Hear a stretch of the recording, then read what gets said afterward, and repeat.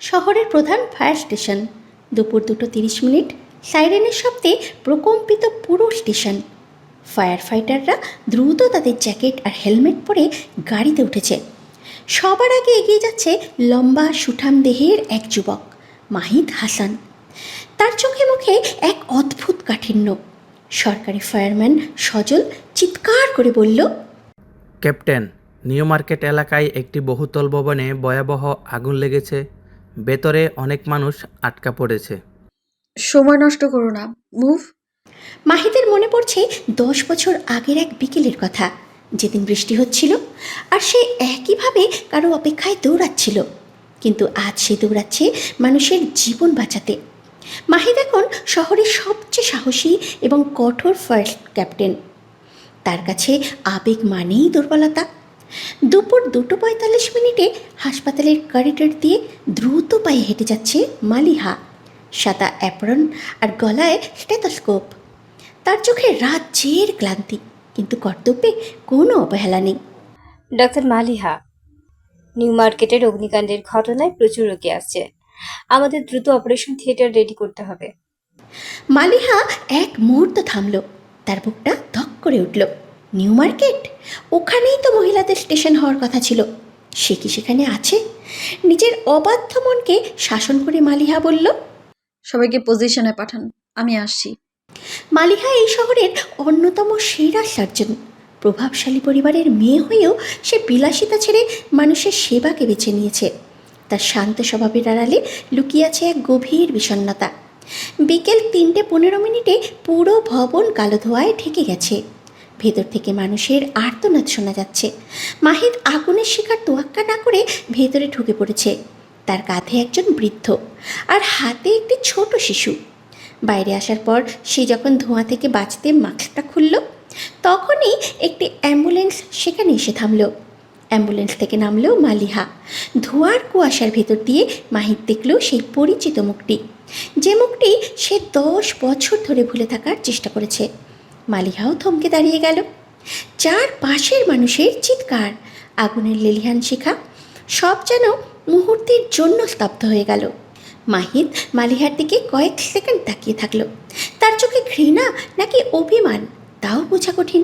সে মালিহার পাশ কাটিয়ে আহত শিশুটিকে স্ট্রেচারে শুইয়ে দিয়ে রুক্ষ স্বরে বলল, ডাক্তার, আপনার কাজটা করুন, তাকিয়ে থাকার সময় এটা নয়। মালিহা কিছু বলতে চাইল, কিন্তু গলা দিয়ে শব্দ বের হলো না। মাহিদ আবার আগুনের ভিতরে দৌড়ে চলে গেল। মালিহা অপলক চোখে তাকিয়ে রইল আগুনের দিকে, যেখানে তার অতীত আর বর্তমান আজ মুখোমুখি দাঁড়িয়ে। সময় রাত 9টা। উদ্ধার কাজ শেষ। মাহিদ তার দল বল নিয়ে হাসপাতালে এসেছে সামান্য প্রাথমিক চিকিৎসার জন্য। তার হাতে ব্যান্ডেজ করা হচ্ছে। মালিহা দরজার আড়ালে দাঁড়িয়ে দেখছিল। সে সাহস করে ঘরে ঢুকলো। তোমার হাতটা দেখি মাহিদ। মাহিদ চমকে উঠল। সে উঠে দাঁড়িয়ে ব্যাগটা কাঁধে নিল। ক্যাপ্টেন মাহিদ হাসান বলুন, আর আমার হাত দেখার জন্য অন্য ডাক্তার আছে। 10 বছর হয়ে গেছে মাহিদ, এখনো কি রাগটা কমেনি? মাহিদ একটু বাঁকা হেসে কাছে এগিয়ে এলো। মালিহার কানের কাছে মুখ নিয়ে নিচু স্বরে বলল, রাগ না মালিহা, তুমি ভুল জানো। রাগ করতে গেলেও ভালোবাসা লাগে। তোমার জন্য আমার কাছে এখন শুধু ঘৃণাটুকু অবশিষ্ট নেই। মাহিদ চলে গেল। করিডোরের লাইটটা মিটমিট করে জ্বলছে। মালিহা দেওয়ালের সাথে হেলান দিয়ে বসে বলল।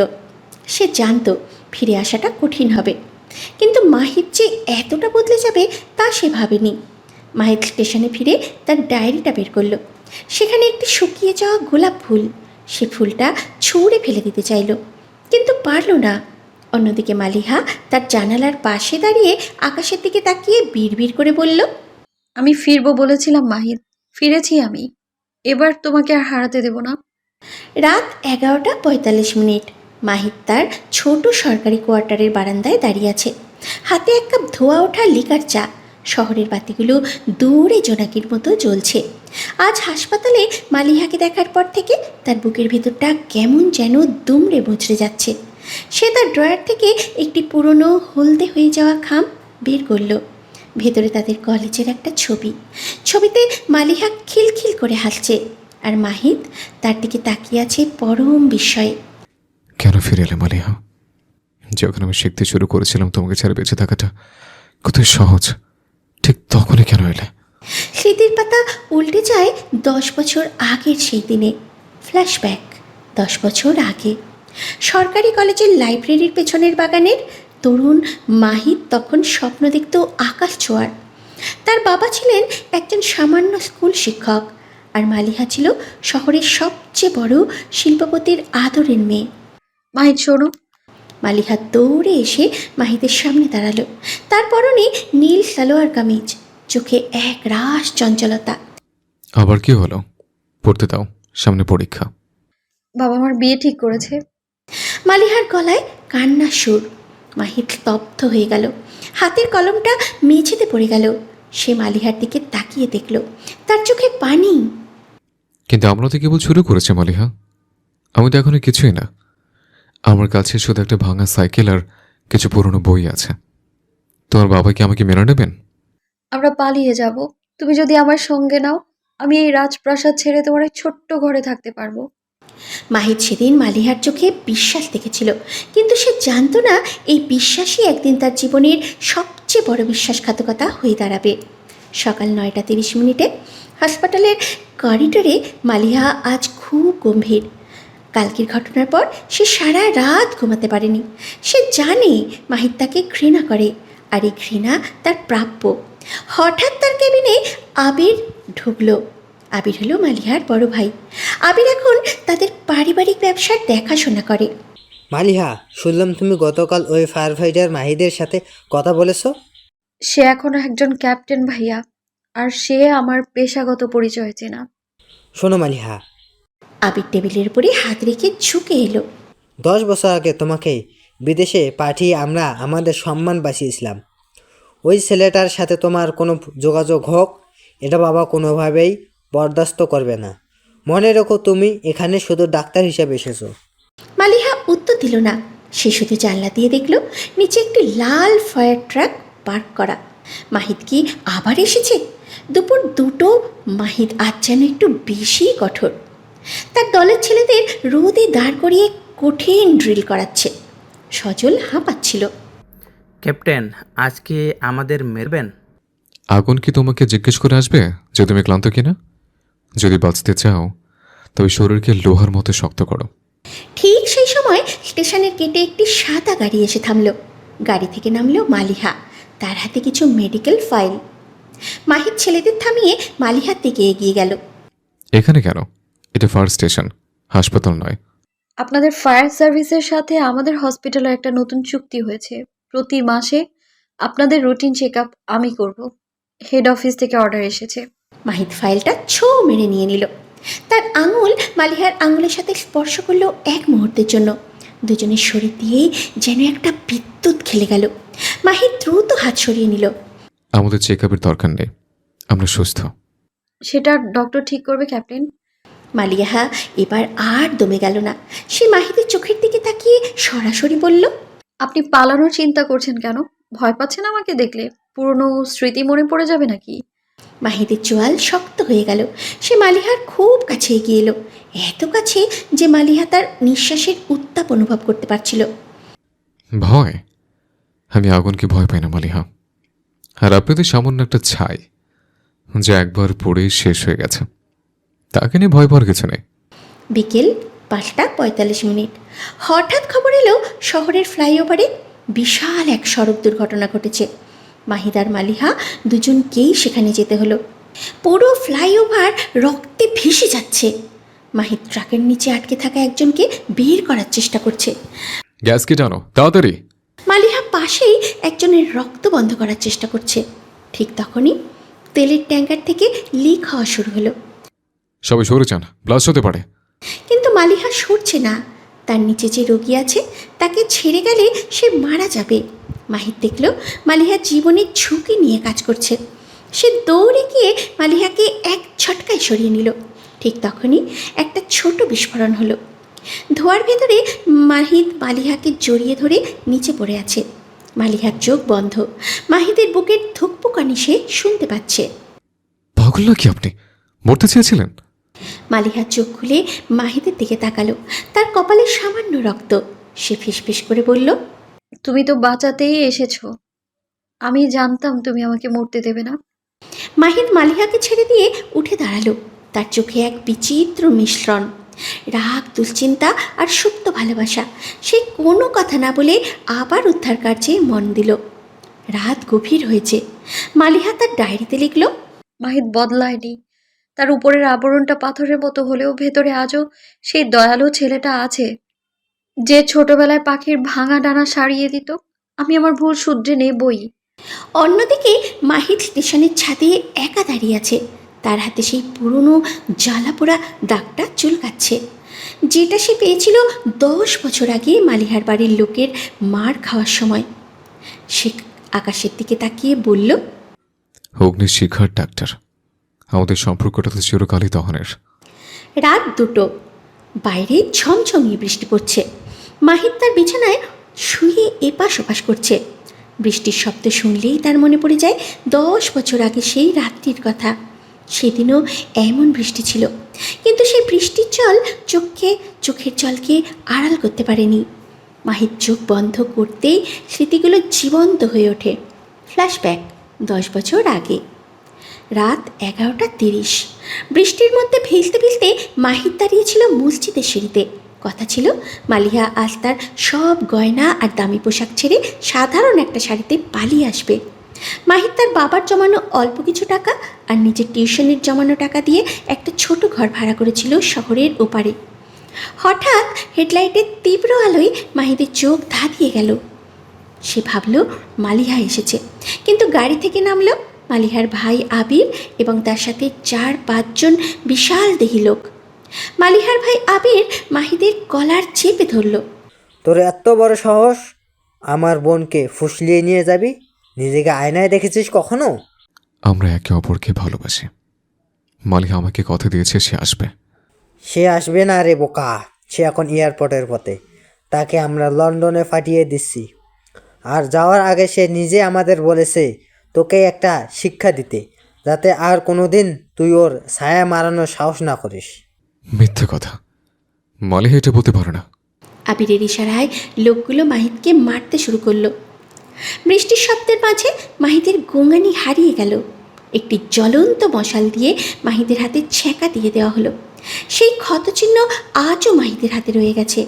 মার খেতে খেতে মাহিদ আধো ঘুমে দেখেছিল একটি কালো গাড়ি দূরে চলে যাচ্ছে।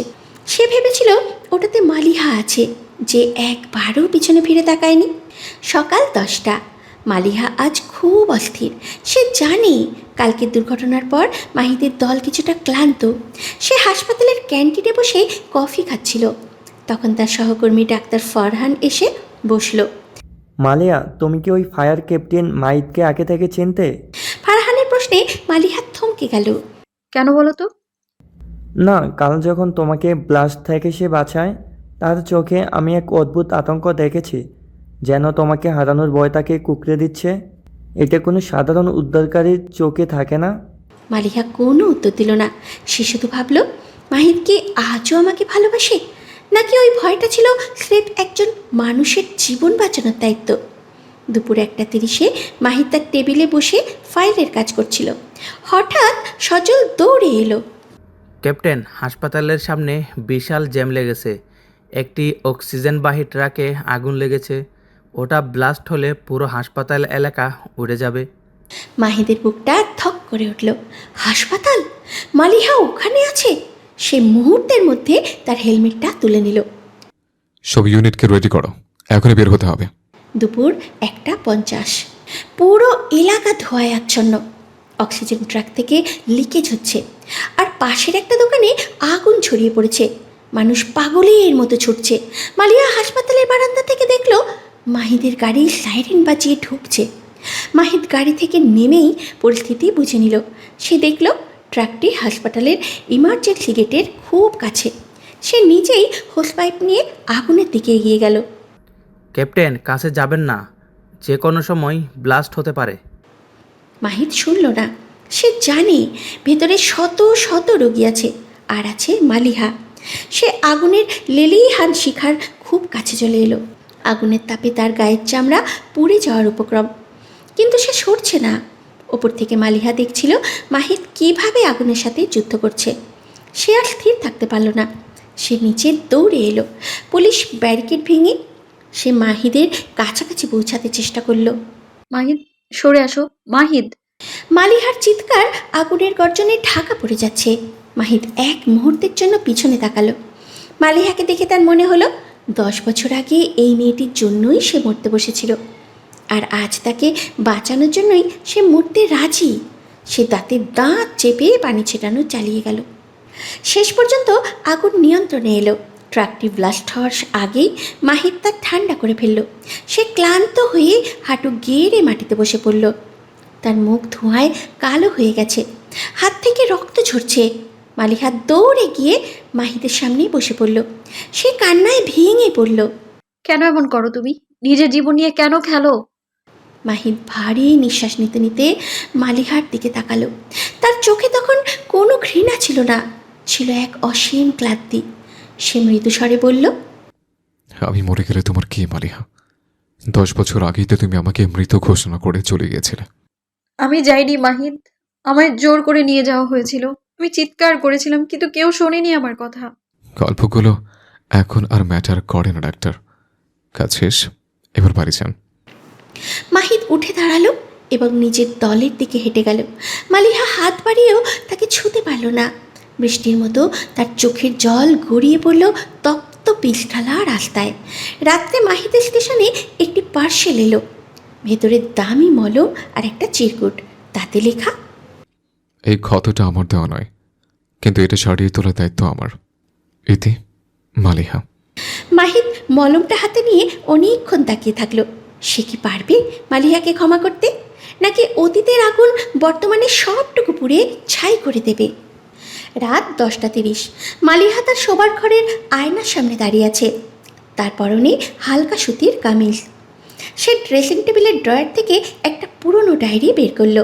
ডায়েরির ভেতরে একটা ভাঁজ করা চিঠি, যা সে কোনো দিন মাহিদকে পাঠাতে পারেনি। 10 বছর আগে যখন তাকে জোর করে লন্ডনে পাঠানো হয়েছিল, তখন তার বাবা তাকে ধরে বন্দি ঘরে রেখেছিলেন।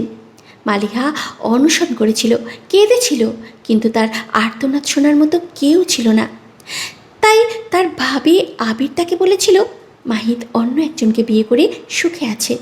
সেই মিথ্যে বিশ্বাস করেই মালিহা বিদেশে বছরের পর বছর কাটিয়েছে। কিন্তু দেশে ফিরে সে যখন জানতে পারল মাহিদ আজও অবিবাহিত এবং একজন সাহসী ফায়ার ফাইটার, সেদিন মালিহা সিদ্ধান্ত নিয়েছিল সে সত্যটা তাকে জানাবেই। মাহিদ, তুমি আমায় ঘৃণা করো, তাতে কোনো দুঃখ নেই আমার, কিন্তু তুমি জেনে নাও আমি কোনোদিনও তোমায় ভুলে যাইনি। পরদিন সকাল 8টা। মাহিদ তার ছেলেদের সাথে নাস্তা করছিল। তার মাথায় কালকের আগুনের ঘটনার রেশ তখনও কাটেনি। সজল এসে টেবিলের উপরে একটা খবরের কাগজ লাগলো। ক্যাপ্টেন দেখুন, হেডলাইনে আপনার আর ওই ডাক্তার মালিহার ছবি। লোকে বলছে আপনারা কি সত্যিকারের হিরো। মাহিদ কাগজটার দিকে তাকালো। ছবিতে দেখা যাচ্ছে মাহিদ মালিহাকে জড়িয়ে ধরে আগুনের হাত থেকে রক্ষা করছে। ছবিটা দেখে মাহিদের বুকটা ব্যথায় টনটন করে উঠল। সে দ্রুত কাগজটা সরিয়ে রাখলো। এসব ফালতু খবর, মন দিয়ে কাজ করো। ঠিক তখনই স্টেশনের দরজায় মালিহাকে দেখা গেল। সে আজ কোনো ডিউটি ড্রেসে নেই। সাধারণ একটি নীল শাড়িতে তাকে অপূর্ব লাগছে। মাহিদের হৃদস্পন্দন এক মুহূর্তের জন্য থমকে গেল। সে 10 বছর আগের সেই নীল শাড়ি পরা মেয়েটিকে দেখছে বলে মনে হলো। সকাল 8:30। মালিহা ভেতরে ঢুকলো। মাহিদ ফাইলের উপরে মাথা নিচু করে বসে আছে। মাহিদ, আমি তোমার সাথে কথা বলতে চাই। ডাক্তার সাহেব, এটি সরকারি অফিস, এখানে ব্যক্তিগত আলাপের জায়গা নেই। আমি কোনো ব্যক্তিগত আলাপ করতে আসিনি। আমি এসেছি কালকের ঘটনায় তোমার যে হাতটা পুড়েছে সেটা ড্রেসিং করতে। তুমি তো হসপিটালে আসোনি। আমি ঠিক আছে, ছোটখাটো চোট আমাদের রোজকার ব্যাপার। তুমি তোমার জেদের জন্যে নিজের শরীরের ক্ষতি করছো। চুপচাপ বসো তুমি। মালিহার গলার স্বরে এমন এক কর্তৃত্ব ছিল যে মাহিদ আর প্রতিবাদ করতে পারল না। মালিহা খুব সাবধানে মাহিদের ব্যান্ডেজটা খুলল। পোড়া ক্ষতটা দেখে মালিহার চোখের কোণে পানি জমে উঠল। সে খুব আলতো করে ওষুধ লাগিয়ে দিতে লাগলো। মাহিদ অপলক মালিহার মুখের দিকে তাকিয়ে থাকলো। সে দেখল মালিহার চোখের পাতায় জমা পানি। তার মনে হলো যে মেয়েটি 10 বছর আগে তাকে একা ফেলে চলে গিয়েছিল, তার চোখে আজ এত দরদ কেন? কেন কাছো মালিহা? আমার এই ক্ষত তো তোমার তো আঘাতের চেয়ে অনেক ছোট। মাহিদ, সেই রাতে আমি পালাইনি। আমাকে ইঞ্জেকশন দিয়ে অজ্ঞান করে নিয়ে যাওয়া হয়েছিল। আমি যখন জ্ঞান ফিরে পাই তখন আমি লন্ডনের একটা অন্ধকার ঘরে বন্দি ছিলাম। আমি তোমার কাছে ফেরার 1000 বার চেষ্টা করেছি।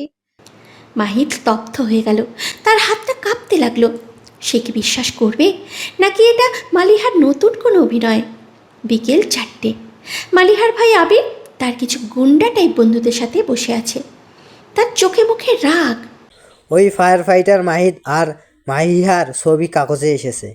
আমাদের বংশের সম্মান ধুলে মিশিয়ে দিচ্ছে ও। মালিহাকে ঠিক বারবার বারণ করেছি, কিন্তু ও শোনে না। রাত 9টা। মাহিদ একা বসে আছে। মালিহার কথাগুলো তার কানে বারবার বাজছে। আমাকে অজ্ঞান করে নিয়ে যাওয়া হয়েছিল। মাহিদ আকাশ পাতাল ভাবছে। যদি মালিহা সত্যি বলে থাকে, তবে সে গত 10 বছর ধরে মালিহাকে অনর্থক ঘৃণা করেছে। সে কি মালিহার কাছে ক্ষমা চাইবে? হঠাৎ নিচ থেকে সজলের চিৎকার শোনা গেল। ক্যাপ্টেন, নিচে আসুন, আমাদের তেলের গুদামে কেউ আগুন ধরিয়ে দিয়েছে। মাহিদ চমকে উঠল। সে দ্রুত নিচে নেমে দেখল স্টেশনের পিছন দিকে দাউ দাউ করে আগুন জ্বলছে। এটা কোনো সাধারণ দুর্ঘটনা নয়। কেউ ইচ্ছে করে পেট্রোল ছিটিয়ে আগুন দিয়েছে। মাহিদ বুঝতে পারল তাকে ভাসানোর চেষ্টা করা হচ্ছে। যদি ফায়ার স্টেশনেই আগুন লাগে, তবে ক্যাপ্টেনের যোগ্যতা নিয়ে প্রশ্ন উঠবে। সবাই পজিশন নাও, এই আগুন বাইরে ছড়াতে দেওয়া যাবে না। আগুনের লেলিহান শিখার মাঝে দাঁড়িয়ে মাহিদ বুঝতে পারল তার শত্রুরা এখন সক্রিয়। কিন্তু সে মালিহার প্রতি তার যে আবেগ নতুন করে অনুভব করতে শুরু করেছে, তা কি এই আগুনে পুড়ে যাবে, নাকি এই আগুনই তাদের নতুন করে এক করবে? আগুন নেভানোর পর মাহিদ একটি ছেঁড়া কাপড়ের টুকরো পেল মাটিতে। কাপড়টা দামি রেশমি কাপড়ের। এটা কোনো সাধারণ মানুষের নয়। মাহিদের চোখের সামনে আবিরের মুখটা ভেসে উঠল। সে বিড়বিড় করে বলল, আবির সাহেব, আপনি মাহিদের ঘর পুড়িয়ে দিতে পারেন, কিন্তু মাহিদের জেদ পুড়িয়ে দিতে পারবেন না। এবার লড়াইটা সামনাসামনি হবে। মালিহা তখনই স্টেশনে এসে পৌঁছালো। সে মাহিদের শরীরের ধুলোবালি ছেড়ে দিয়ে বলল, তুমি ঠিক আছো তো? মালিহা, আমি তোমাকে বিশ্বাস করতে চাই। আমাকে সাহায্য করবে এই ষড়যন্ত্রের পেছনের মানুষটাকে খুঁজে বের করতে? সারা জীবন পাশে থাকবো মাহিদ। সকাল 10টা 30। গত রাতের অগ্নিকাণ্ডের পর মাহিদ খুব শান্ত হয়ে গেছে। সে জানে এই আগুন আবির লাগিয়েছে, কিন্তু তার কাছে কোনো প্রমাণ নেই। মালিহা সকালে এসেই মাহিদের জন্য নাস্তা নিয়ে এসেছে। মাহিদ, তুমি গত রাত থেকে কিছুই খাওনি। প্লিজ এই স্যান্ডউইচটা খেয়ে নাও। মাহিদ মালিহার দিকে তাকিয়ে এক অদ্ভুত মায়ায় পড়ে গেল। সে ভাবল যে মেয়েটি তাকে এতটা আগলে রাখতে চায়, তার ভাই তার জীবন ধ্বংস করতে চাইছে। মাহিদ হাত বাড়িয়ে মালিহার হাতটা স্পর্শ করল। মালিহা, আমি একটা রিস্ক নিতে চাইছি। তোমার ভাই আবির আমাকে বিপদে ফেলার চেষ্টা করছে। আমি যদি তার বিরুদ্ধে ব্যবস্থা নেই, তুমি কি আমার পাশে থাকবে? যে অন্যায় করেছে তার শাস্তি হওয়া উচিত মাহিদ, সে যেই হোক না কেন। শহরের একটি পরিত্যক্ত গুদাম। বিকেল 4টে। মাহিদ তার সোর্স থেকে জানতে পারল যে আবির আজ গোপনে কোনো একটি বড় চাল চালবে। মাহিদ একা সেখানে যাওয়ার সিদ্ধান্ত নিল। সে মালিহাকে কিছু জানায়নি, যাতে সে বিপদে না পড়ে। গুদামের ভেতরে মাহিদ দেখল আবির তার লোকেদের সাথে কথা বলছে। মাহিদ আড়াল থেকে শুনতে পেল আবির বলছে, আজ রাতে মালিহাকে আবার লন্ডন পাঠিয়ে দেওয়ার ব্যবস্থা করো। আর মাহিদের জন্য আমি যে ড্রাগস প্ল্যান করার ব্যবস্থা করেছি, সেটাও ওর লকারে রেখে আসো। কাল সকালেই ওকে পুলিশ অ্যারেস্ট করবে। মাহিদ রাগে কাঁপতে লাগলো। সে তার ফোনের রেকর্ডার অন করলো, কিন্তু ঠিক সেই মুহূর্তে তার ফোনের রিংটোন বেজে উঠল। মালিহা ফোন করছে। আবিরের লোকেরা সতর্ক হয়ে গেল। কে ওখানে? মাহিদ পালাতে চাইল, কিন্তু চারপাশ থেকে তাকে ঘিরে ফেলা হলো। আবির অট্ট হাসি দিয়ে সামনে এলো। ক্যাপ্টেন মাহিদ, তুমি নিজেই নিজের কবরে চলে এলে। সন্ধ্যে 7টা। মালিহা ড্রয়িং রুমে বসে বারবার মাহিদকে ফোন দিচ্ছে, কিন্তু ফোন বন্ধ। তার বাবা মিস্টার চৌধুরী সোফায় বসে পত্রিকা পড়ছেন। মালিহা তার বাবার সামনে গিয়ে দাঁড়ালো। বাবা, মাহিদ কোথায়? আপনি কি জানেন? আবির ভাইয়াকেও দেখছি না। ও কারণে দুশ্চিন্তা করো না মা। আবির হয়তো ওর ব্যবসার কাজে বাইরে আছে। মালিহা চলে যেতেই মিস্টার চৌধুরী তার ফোন বের করলেন। তিনি ফোনে কাউকে বললেন, কাজটা শেষ করো, মাহিদকে আর জীবিত দেখতে চাই না। রাত 8:30। মাহিদকে একটি চেয়ারে বেঁধে রাখা হয়েছে। তার মুখ থেকে রক্ত পড়ছে। আবির একটি পিস্তল নিয়ে মাহিদের সামনে দাঁড়িয়ে আছে। সেজেছে কি ক্যাপ্টেন? আমার শেষ ইচ্ছে না আবির, তোমার একটা গোপন কথা শোনার ইচ্ছে ছিল। ঠিক সেই মুহূর্তে গুদামের দরজা লাথি মেরে খোলা হলো। পুলিশ ঢুকলো না, ঢুকলো মালিহা। কিন্তু মালিহার হাতে কোনো ফোন বা ব্যাগ নয়, তার হাতে একটু রিভলভার। মালিহা, তুই এখানে কিভাবে? আর এই বন্দুক? মালিহা খুব ঠান্ডা মাথায় মাহিদের দড়ি খুলে দিল। মাহিদ উঠে দাঁড়ালো। আবির ঘাবড়ে গিয়ে পিস্তল তাক করলো মাহিদের দিকে। বন্দুক নামাও আবির, নয়তো আমি ট্রিগার চেপে দেব। তুই তোর ভাইকে মারবি? এটা সাধারণ ফায়ার ফাইটারের জন্য। ভাই, তুমি কি সত্যি মনে করো তুমি আমার ভাই? 10 বছর আগে আমি বিদেশে যাওয়ার পর জানতে পেরেছিলাম আমি এই পরিবারের আসল সন্তান নই। মিস্টার চৌধুরী আমাকে রাস্তা থেকে কুড়িয়ে এনেছিলেন শুধুমাত্র ওনার ব্যবসার লাকি চার্ম হিসেবে। আর তুমি তুমি তো আমার আসল বাবা মাকে মেরে ফেলার ষড়যন্ত্রে সামিল ছিলে। মাহিদ এবং আবির দুজনেই পাথরের মতো জমে গেল। মাহিদ ভাবতেও পারেনি মালিহা এত বড় সত্য লুকিয়ে রেখেছে। গুদামের বাইরে রাত 9:15। পুলিশ সাইরেন বাজিয়ে ঘটনাস্থলে পৌঁছালো। মালিহার দেওয়া তথ্যের ভিত্তিতে পুলিশ আবিরকে গ্রেপ্তার করলো। আবির যাওয়ার সময় শুধু বলে গেল, মালিহা, তুই ভাবছিস জিতে গেছিস? আসল খেলা তো আমার বাবা খেলবে। মালিহা, তুমি তো বড় কথা কেন আমাকে আগে বলোনি? আমি ভয় পাচ্ছিলাম মাহিদ। আমি ভেবেছিলাম আমি যদি চৌধুরী পরিবারে কেউ না হই তবে তুমি হয়তো আমাকে আরো বেশি ঘৃণা করবে। আমি এখন অনাথ মাহিদ, কেউ নেই আমার। তোমার আমি আছি মালিহা, আজ থেকে তোমার কোনো পরিচয় লাগবে না, তুমি শুধু আমার। দৌড়ে দাঁড়িয়ে একটি কালো গাড়ি থেকে সব কিছু দেখছিলেন মিস্টার চৌধুরী। তিনি তার ড্রাইভারকে বললেন, গাড়ি স্টার্ট দাও, আমার মেয়েকে আমি এত সহজে ছেড়ে দেব না। আর মাহিদ, ওর জন্য আগুনের চেয়েও ভয়ঙ্কর কিছু অপেক্ষা করছে। গাড়িটি অন্ধকারের মাঝে বিলিয়ে গেল। মাহিদ আর মালিহা যখন একে অপরকে জড়িয়ে ধরে সান্ত্বনা দিচ্ছিল, তারা জানতো না যে সবচেয়ে বড় শত্রু এখনও মুক্ত। রাত 11:30। মাহিদ তার বিছানায় বসে আছে, সামনে মালিহা। মালিহার চোখে জল এখনও শুকায়নি। গুদামে সেই ঘটনার পর সে যেন পুরোপুরি ভেঙে পড়েছে। মাহিদ মালিহার হাতে এক গ্লাস জল তুলে দিল। মালিহা, নিজেকে শান্ত করো। তুমি যে চৌধুরী পরিবারের রক্ত নও, এটা তোমার জন্য অভিশাপ নয়, বরং আশীর্বাদ। অন্তত ওই অপরাধী মানুষগুলোর সাথে তোমার কোনো সম্পর্ক নেই। কিন্তু মাহিদ, আমার পরিচয় কি? আমি ছোটবেলা থেকে যাদের বাবা ভাই বলে ডেকেছি তারা যদি পর হয় তবে আমার আপন কে? মিস্টার চৌধুরী কেন আমায় লালন পালন করেন? আমি কথা দিচ্ছি, তোমার অতীতের সব সত্য আমি খুঁজে বের করব। এখন তুমি একটু ঘুমানোর চেষ্টা করো। রাত 1টা। শহরের এক বিলাসবহুল ভিলার ড্রয়িং রুমে বসে আছেন মিস্টার চৌধুরী। তার সামনে তার বিশ্বস্ত দেহরক্ষী কালাম দাঁড়িয়ে। আবির জেলে যাওয়ায় মিস্টার চৌধুরী মোটেও বিচলিত নন, বরং তার চোখে এক অদ্ভুত ক্রূরতা। স্যার, মালিয়া ম্যাম তো সব জেনে গেছেন, এখন কি করবেন? মালিয়া বড় বেশি কথা বলতে শুরু করেছে। ও জানে না যে ওর আসল বাবার ফাইলটা আমার লকারে আছে। আর মাহিদ, ওই ফায়ার ফাইটার ছেলেটা আগুনের সাথে খেলছে। এবার ওকে এমন এক আগুনের মুখে ফেলবো যেখান থেকে ফেরার কোনো পথ নেই। আদেশ করুন স্যার। শহরের প্রধান কেমিক্যাল গোডাউনে কাল রাতে বিস্ফোরণ হবে। আর সেই ডিউটিতে যেন মাহিদ হাসান থাকে, সেটা নিশ্চিত কর।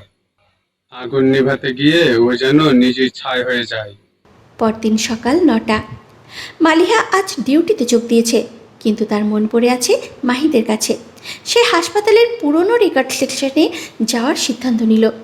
যদি সে চৌধুরী পরিবারের কেউ না হয়, তবে তার জন্মের সময় নিশ্চয়ই কোনো না কোনো রেকর্ড ছিল। পুরনো ধুলোমাখা ফাইল ঘাঁটতে ঘাঁটতে মালিহা হঠাৎ একটি হলুদ হয়ে যাওয়া কাগজে থমকে গেল। সেটা ছিল 25 বছর আগের একটি পুলিশ রিপোর্ট। রিপোর্টে লেখা ছিল একটি সড়ক দুর্ঘটনায় এক দম্পতি নিহত হয়েছেন, কিন্তু তাদের 3 মাস বয়সী কন্যা সন্তানটি নিখোঁজ। সেই দম্পতির নাম দেখে মালিহার হাত কাঁপতে লাগলো। মৃত ব্যক্তির নাম ছিল ইমতিয়াজ হাসান, যিনি সেই সময়ের একজন সৎ পুলিশ অফিসার ছিলেন। আর সবচেয়ে বড় চমক ছিল সেই মৃত অফিসারের ঠিকানাটি ছিল মাহিদের গ্রামের পাশের গ্রাম।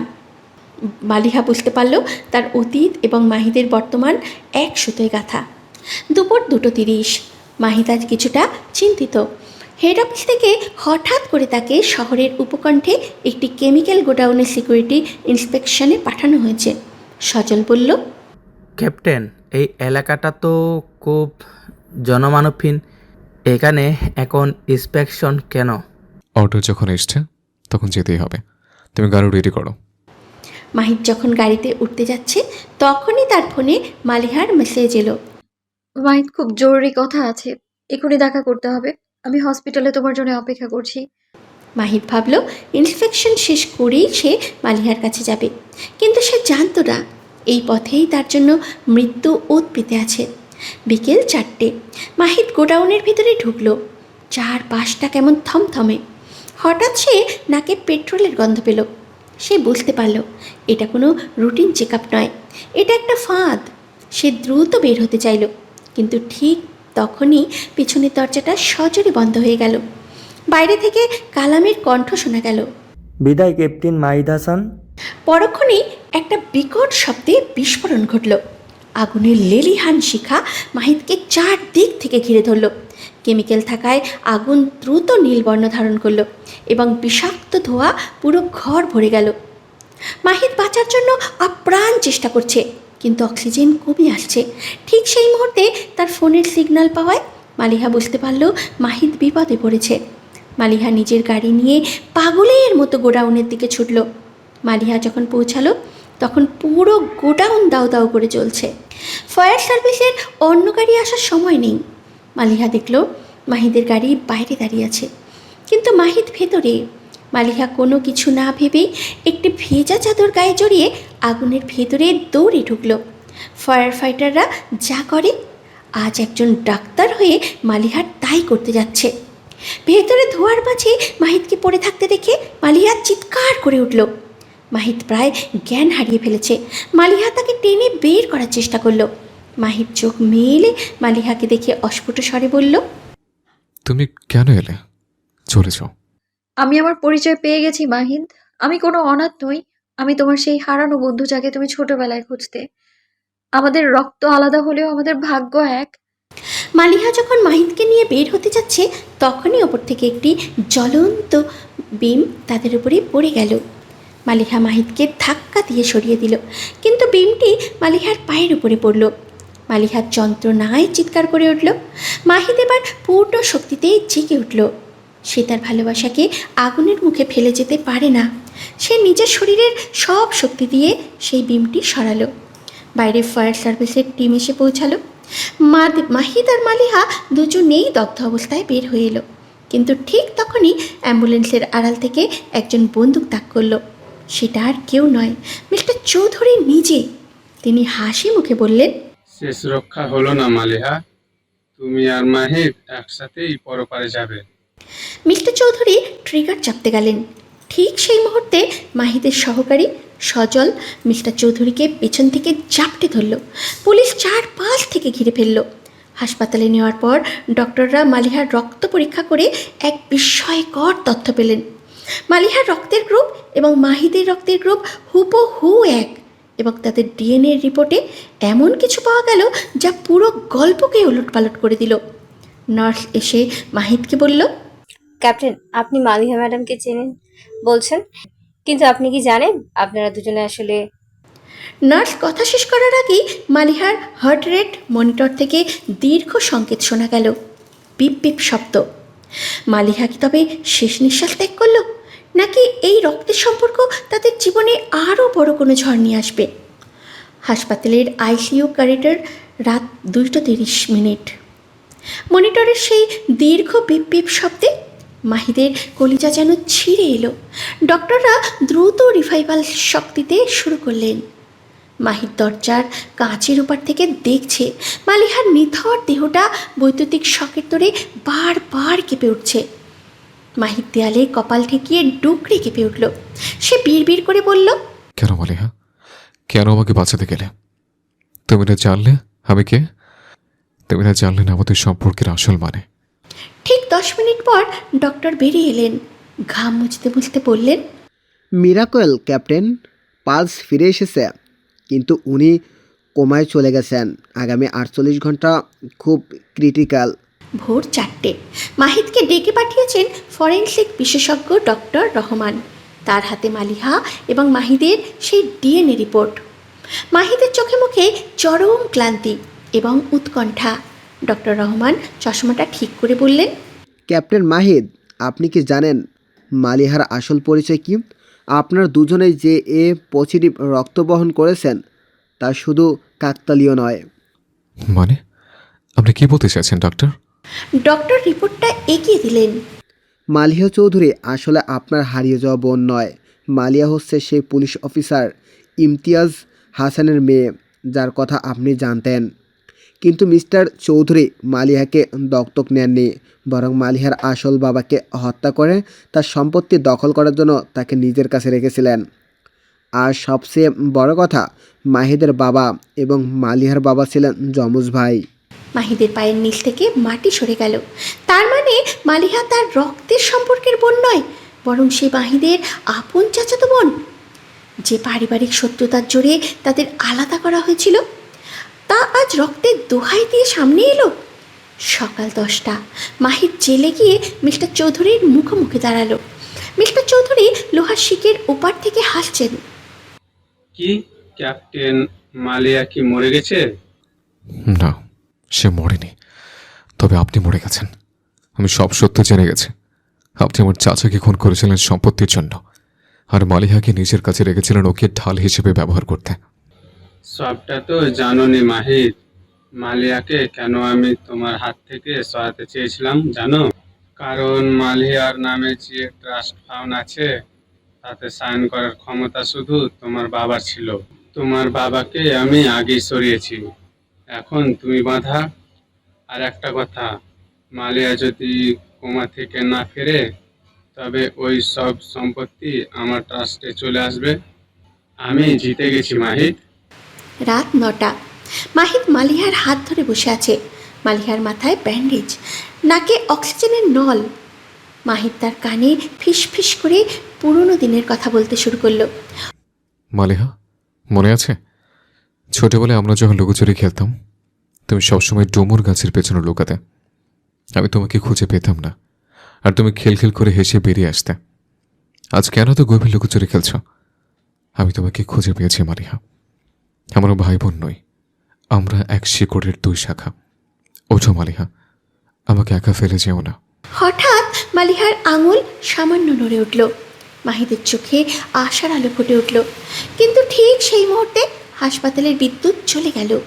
ব্যাকআপ জেনারেটর চালু হওয়ার আগেই আইসিইউতে একজন মুখোশধারী লোক ঢুকলো। তার হাতে একটি বিষাক্ত ইঞ্জেকশন। সে মালিহার স্যালাইন পোর্টে সেটা পুশ করতে চাইল। অন্ধকার আইসিইউ রুমে মাহিদ অন্ধকারেও সতর্ক ছিল। সে আক্রমণকারীর হাত ধরে ফেলল। ধস্তাধস্তি শুরু হলো। মাহিদ লোকটির মুখোশ টেনে ছেড়ে ফেলল। আলো ফিরে আসতেই মাহিদ স্তব্ধ হয়ে গেল। লোকটা আর কেউ নয়, ফায়ার স্টেশনের সেই বিশ্বস্ত সজল। সজল, তুমি তুমি আমার সাথে বিশ্বাসঘাতকতা করলে? I am sorry captain. Mister Chowdhury আমার মাকে কিডন্যাপ করেছেন। আমি যদি মালিহাকে না মারি তবে উনি আমার মাকে মেরে ফেলবেন। তবে আমাকে মারো সজল, মালিহার কোনো দোষ নেই। ঠিক সেই মুহূর্তে বেড থেকে একটি দুর্বল হাত সজলের বন্দুকের ব্যারেলটা সরিয়ে দিল। মালিহা চোখ মেলে তাকিয়েছে। তার চোখে জল, কিন্তু কণ্ঠে তেজ। সজল ভাই, আপনার মা নিরাপদে আছেন। আমি কাল রাতে পুলিশকে ওনার লোকেশন দিয়েছিলাম। সজল বন্দুক ফেলে হাঁটু গেড়ে বসে পড়ল। পুলিশ দ্রুত ঘরে ঢুকে সজলকে নিয়ে গেল। মাহিদ মালিহাকে জড়িয়ে ধরল। আমি সব শুনেছি মাহিদ, ডক্টর যা বলেছেন সব। আমরা এখন কি করব? এখন আমরা লড়াই করব। আমাদের পরিবারের রক্তের সম্মান ফিরে আনতে। মিস্টার চৌধুরীর সাম্রাজ্য আমরা ধুলে মিশিয়ে দেব। কিন্তু পর্দার আড়ালে আরও একজন মানুষ এই দৃশ্য দেখছিল। হাসপাতালের সিসিটিভি ক্যামেরায় চোখ রেখে একজন রহস্যময় নারী হাসছিলেন। তার হাতে একটি পুরনো ছবি, যেখানে মাহিদের বাবা এবং আরও একজন নারী দাঁড়িয়ে আছেন। তিনি ফোনে বললেন, মালিহা বেঁচে গেছে, এবার আমার মাঠে নামার সময় হয়েছে। কে এই রহস্যময়ী নারী? তিনি কি মাহিদের মা, যাকে সবাই মৃত বলে জানত? সকাল 10টা। মালিহা এখন অনেকটাই সুস্থ, কিন্তু তার মনে এক অস্থিরতা। গতরাতে সিসিটিভি ফুটেজে সে যে রহস্যময় নারীকে দেখেছিল, তার মুখটা মাহিদের সাথে হুবহু মিলে যায়। মালিহা গোপনে সেই নার্সকে খুঁজে বের করলো, যে 25 বছর আগে মাহিদের বাবার কেসে ডিউটিতে ছিল। নার্স মরিয়ম এখন অনেক বৃদ্ধ। তিনি কাঁপা কাঁপা গলায় বললেন, মা, সেদিন রাতে ইমতিয়াজ সাহেব যখন মারা যান, ওনার স্ত্রীকেও মৃত ঘোষণা করা হয়েছিল, কিন্তু মর্গে নেওয়ার পথে দেখা যায় ওনার শ্বাস চলছে। মিস্টার চৌধুরী তখন এক ডাক্তারকে প্রচুর টাকা দিয়ে সেই মহিলাকে নিখোঁজ করে দেন। সবাই জানতো উনি মারা গেছেন, কিন্তু আসলে ওনাকে এক মানসিক হাসপাতালে বন্দি করে রাখা হয়েছিল। তার মানে মাহিদের মা বেঁচে আছেন? কোথায় তিনি? মরিয়ম এক টুকরো কাগজ এগিয়ে দিলেন। শহরের শেষ প্রান্তে সেই পুরনো আশ্রম, সেখানেই হয়তো খুঁজে পাবেন। ফায়ার স্টেশনে দুপুর 1টা। মাহিদ তার টেবিলে বসে বাবার একটা পুরনো ডায়েরি পড়ছিল। হঠাৎ মালিহা হন্তদন্ত হয়ে ভেতরে ঢুকলো। তার হাতে সেই রহস্যময় নারীর ছবি। মাহিদ, আমরা যাকে খুঁজি সে তোমার মা, তিনি বেঁচে আছেন। মাহিদের হাতের ডায়েরিটা পড়ে গেল। তার চোখের সামনে অন্ধকার নেমে এলো। কি বলছো মালিহা? আমার মা তো 25 বছর আগে সড়ক দুর্ঘটনায় মারা গেছেন। আমি নিজের চোখে ওনার কবর দিয়েছি। না মাহিদ, সেই কবরে অন্য কেউ ছিল। মিস্টার চৌধুরী তোমার মাকে সরিয়ে দিয়েছিলেন যাতে তিনি সম্পত্তির ভাগ না চান। চলো আমার সাথে, এক্ষুনি যেতে হবে। বিকেল 4টে। একটি জীর্ণ শীর্ণ দালান, চারিপাশে লতায় পেতায় ঘেরা। মাহিদ আর মালিহা ভেতরে ঢুকলো। এক কোণে একটি সাদা শাড়ি পরা নারী জানলার বাইরে তাকিয়ে আছেন। তার চুলে পাক ধরেছে, কিন্তু চেহারায় এক আভিজাত্য রয়ে গেছে। মাহিদ ধীরে ধীরে তার কাছে এগিয়ে গেল। তার বুক ধড়ফড় করছে। মা? মহিলাটি ধীরে ধীরে ঘুরে তাকালেন। তার চোখে কোনো আবেগ নেই, যেন তিনি পাথর হয়ে গেছেন। কিন্তু মাহিদের গলার স্বর শুনে তার চোখের মনে কেঁপে উঠল। তিনি মাহিদের কপালে একটি পোড়া দাগের দিকে তাকালেন, যা মাহিদের ছোটবেলার চোট। মাহিদ, আমার ছোট্ট মাহিদ। মা, আমি আপনার মাহিদ। আমি আপনাকে এত বছর খুঁজেছি। মা আর ছেলের সেই পুনর্মিলনে আশ্রমের বাতাসও যেন ভারী হয়ে উঠল। মালিহা দূরে দাঁড়িয়ে চোখের জল মুছছিল। আশ্রমের চত্বর, বিকেল 5টা 30। মাহিদের মা, যার নাম সায়লা, ধীরে ধীরে সুস্থির হলেন। তিনি মালিহার দিকে তাকালেন। মালিহা নিচু হয়ে ওনাকে সালাম করল। সায়লা মালিহার হাত ধরে বললেন, তুমি ইমতিয়াজ ভাইয়ের মেয়ে না? তোমার চোখ দুটো এখন তোমার বাবার মতো। আপনি আমার বাবাকে চিনতেন? শুধু চিনতাম না মালিহা, মিস্টার চৌধুরী তোমাদের পরিবারে যে ক্ষতি করেছেন, তার চেয়েও বড় সত্য হলো মিস্টার চৌধুরী আসলে তোমাদের পরিবারের কেউ নন। তিনি ছিলেন তোমার বাবার একজন বিশ্বস্ত ম্যানেজার। সম্পত্তির লোভে তিনি পুরো পরিবারকে ধ্বংস করেছেন। আর মালিহা, তোমার আসল মা এখনও মিস্টার চৌধুরীর বাড়িতেই আছেন, তবে তিনি বাড়ির মালিক নন। তিনি সেখানে একজন অন্ধ রাঁধুনি হিসেবে কাজ করছেন। মালিহার মাথায় যেন আকাশ ভেঙে পড়ল। সে এতদিন মিস্টার চৌধুরীর বাড়িতে যাকে অন্ধখালা বলে ডেকে এসেছে, তিনিই কি তার আসল জন্মদাত্রী মা? মিস্টার চৌধুরীর বিলাসবহুল ভিলায় রাত 8টা 45। মাহিদ আর মালিহা পুলিশের একটি দল নিয়ে মিস্টার চৌধুরীর বাড়িতে হানা দিল। মিস্টার চৌধুরী তখন জেল থেকে জামিনে বেরিয়ে ডিনারের প্রস্তুতি নিচ্ছিলেন। মাহিদকে দেখে তিনি অট্ট হাসি দিলেন। কি ক্যাপ্টেন, আবার এসেছো আমার বাড়িতে? এবার কাকে বাঁচাতে এসেছো? মালিহা সরাসরি রান্নাঘরে চলে গেল। সেখানে সেই বৃদ্ধা অন্ধ নারীটি আটা মাখছিলেন। মালিহা তার কাছে গিয়ে কাঁপা গলায় বলল, মা? বৃদ্ধা থেমে গেলেন। তার হাতের আটা পড়ে গেল। কে মালিয়া মা? তুমি কি আমাকে মা ডাকলে? আমায় মাফ করে দাও মা, আমি চিনতে পারিনি। আমি নিজের ঘরে থেকেও তোমায় চিনতে পারিনি আমি। মাহিদ ড্রয়িং রুমে এসে মিস্টার চৌধুরীর কলার ধরল। আপনার খেলা শেষ চৌধুরী সাহেব। আজ শুধু সম্পত্তি নয়, আপনি আপনার প্রাণও হারাবেন এই পাপের আগুনে। তোমরা ভেবেছ আমি এত সহজে হার মানবো? এই পুরো বাড়িতে আমি ডিনামাইট সেট করে রেখেছি। যদি আমি না জিতি তবে কেউ জিততে পারবে না। মাহিদ দেখলো রিমোটের কাউন্টডাউন শুরু হয়ে গেছে। মাত্র 3 মিনিট সময়। একদিকে তার মা শায়লা, অন্যদিকে মালিহার অন্ধ মা, আর মাঝখানে বিধ্বংসী আগুন। মাহিদ তার ফায়ার ফাইটার জ্যাকেটটা শক্ত করে ধরল। সজল, সব ইউনিটকে ভেতরে রাখো। মালিহা, তুমি তোমার মাকে নিয়ে বের হও, আমি আমার মাকে নিয়ে আসছি। বাড়িটি কাঁপতে শুরু করলো। প্রথম বিস্ফোরণটি হলো দোতলায়। মাহিদ আর মালিহা কি পারবে তাদের মায়েদের নিয়ে এই নিশ্চিত মৃত্যুপুরী থেকে বেরিয়ে আসতে, নাকি মিস্টার চৌধুরী তার পাপের সাথে সবাইকে নিয়ে ছাই হয়ে যাবেন? রাত 9:05। কাউন্টডাউন চলছে। 10, 9, 8। পুরো বাড়ি কাঁপছে। মালিহা তার অন্ধ মাকে জাপটে ধরে বাইরের দিকে দৌড়চ্ছে।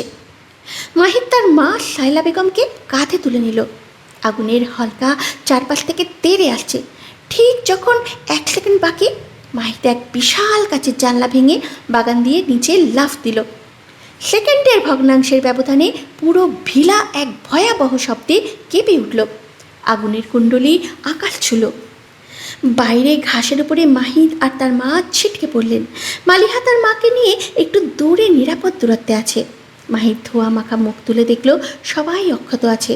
মিস্টার চৌধুরীর পাপের প্রাসাদ ধ্বংস হয়ে গেছে।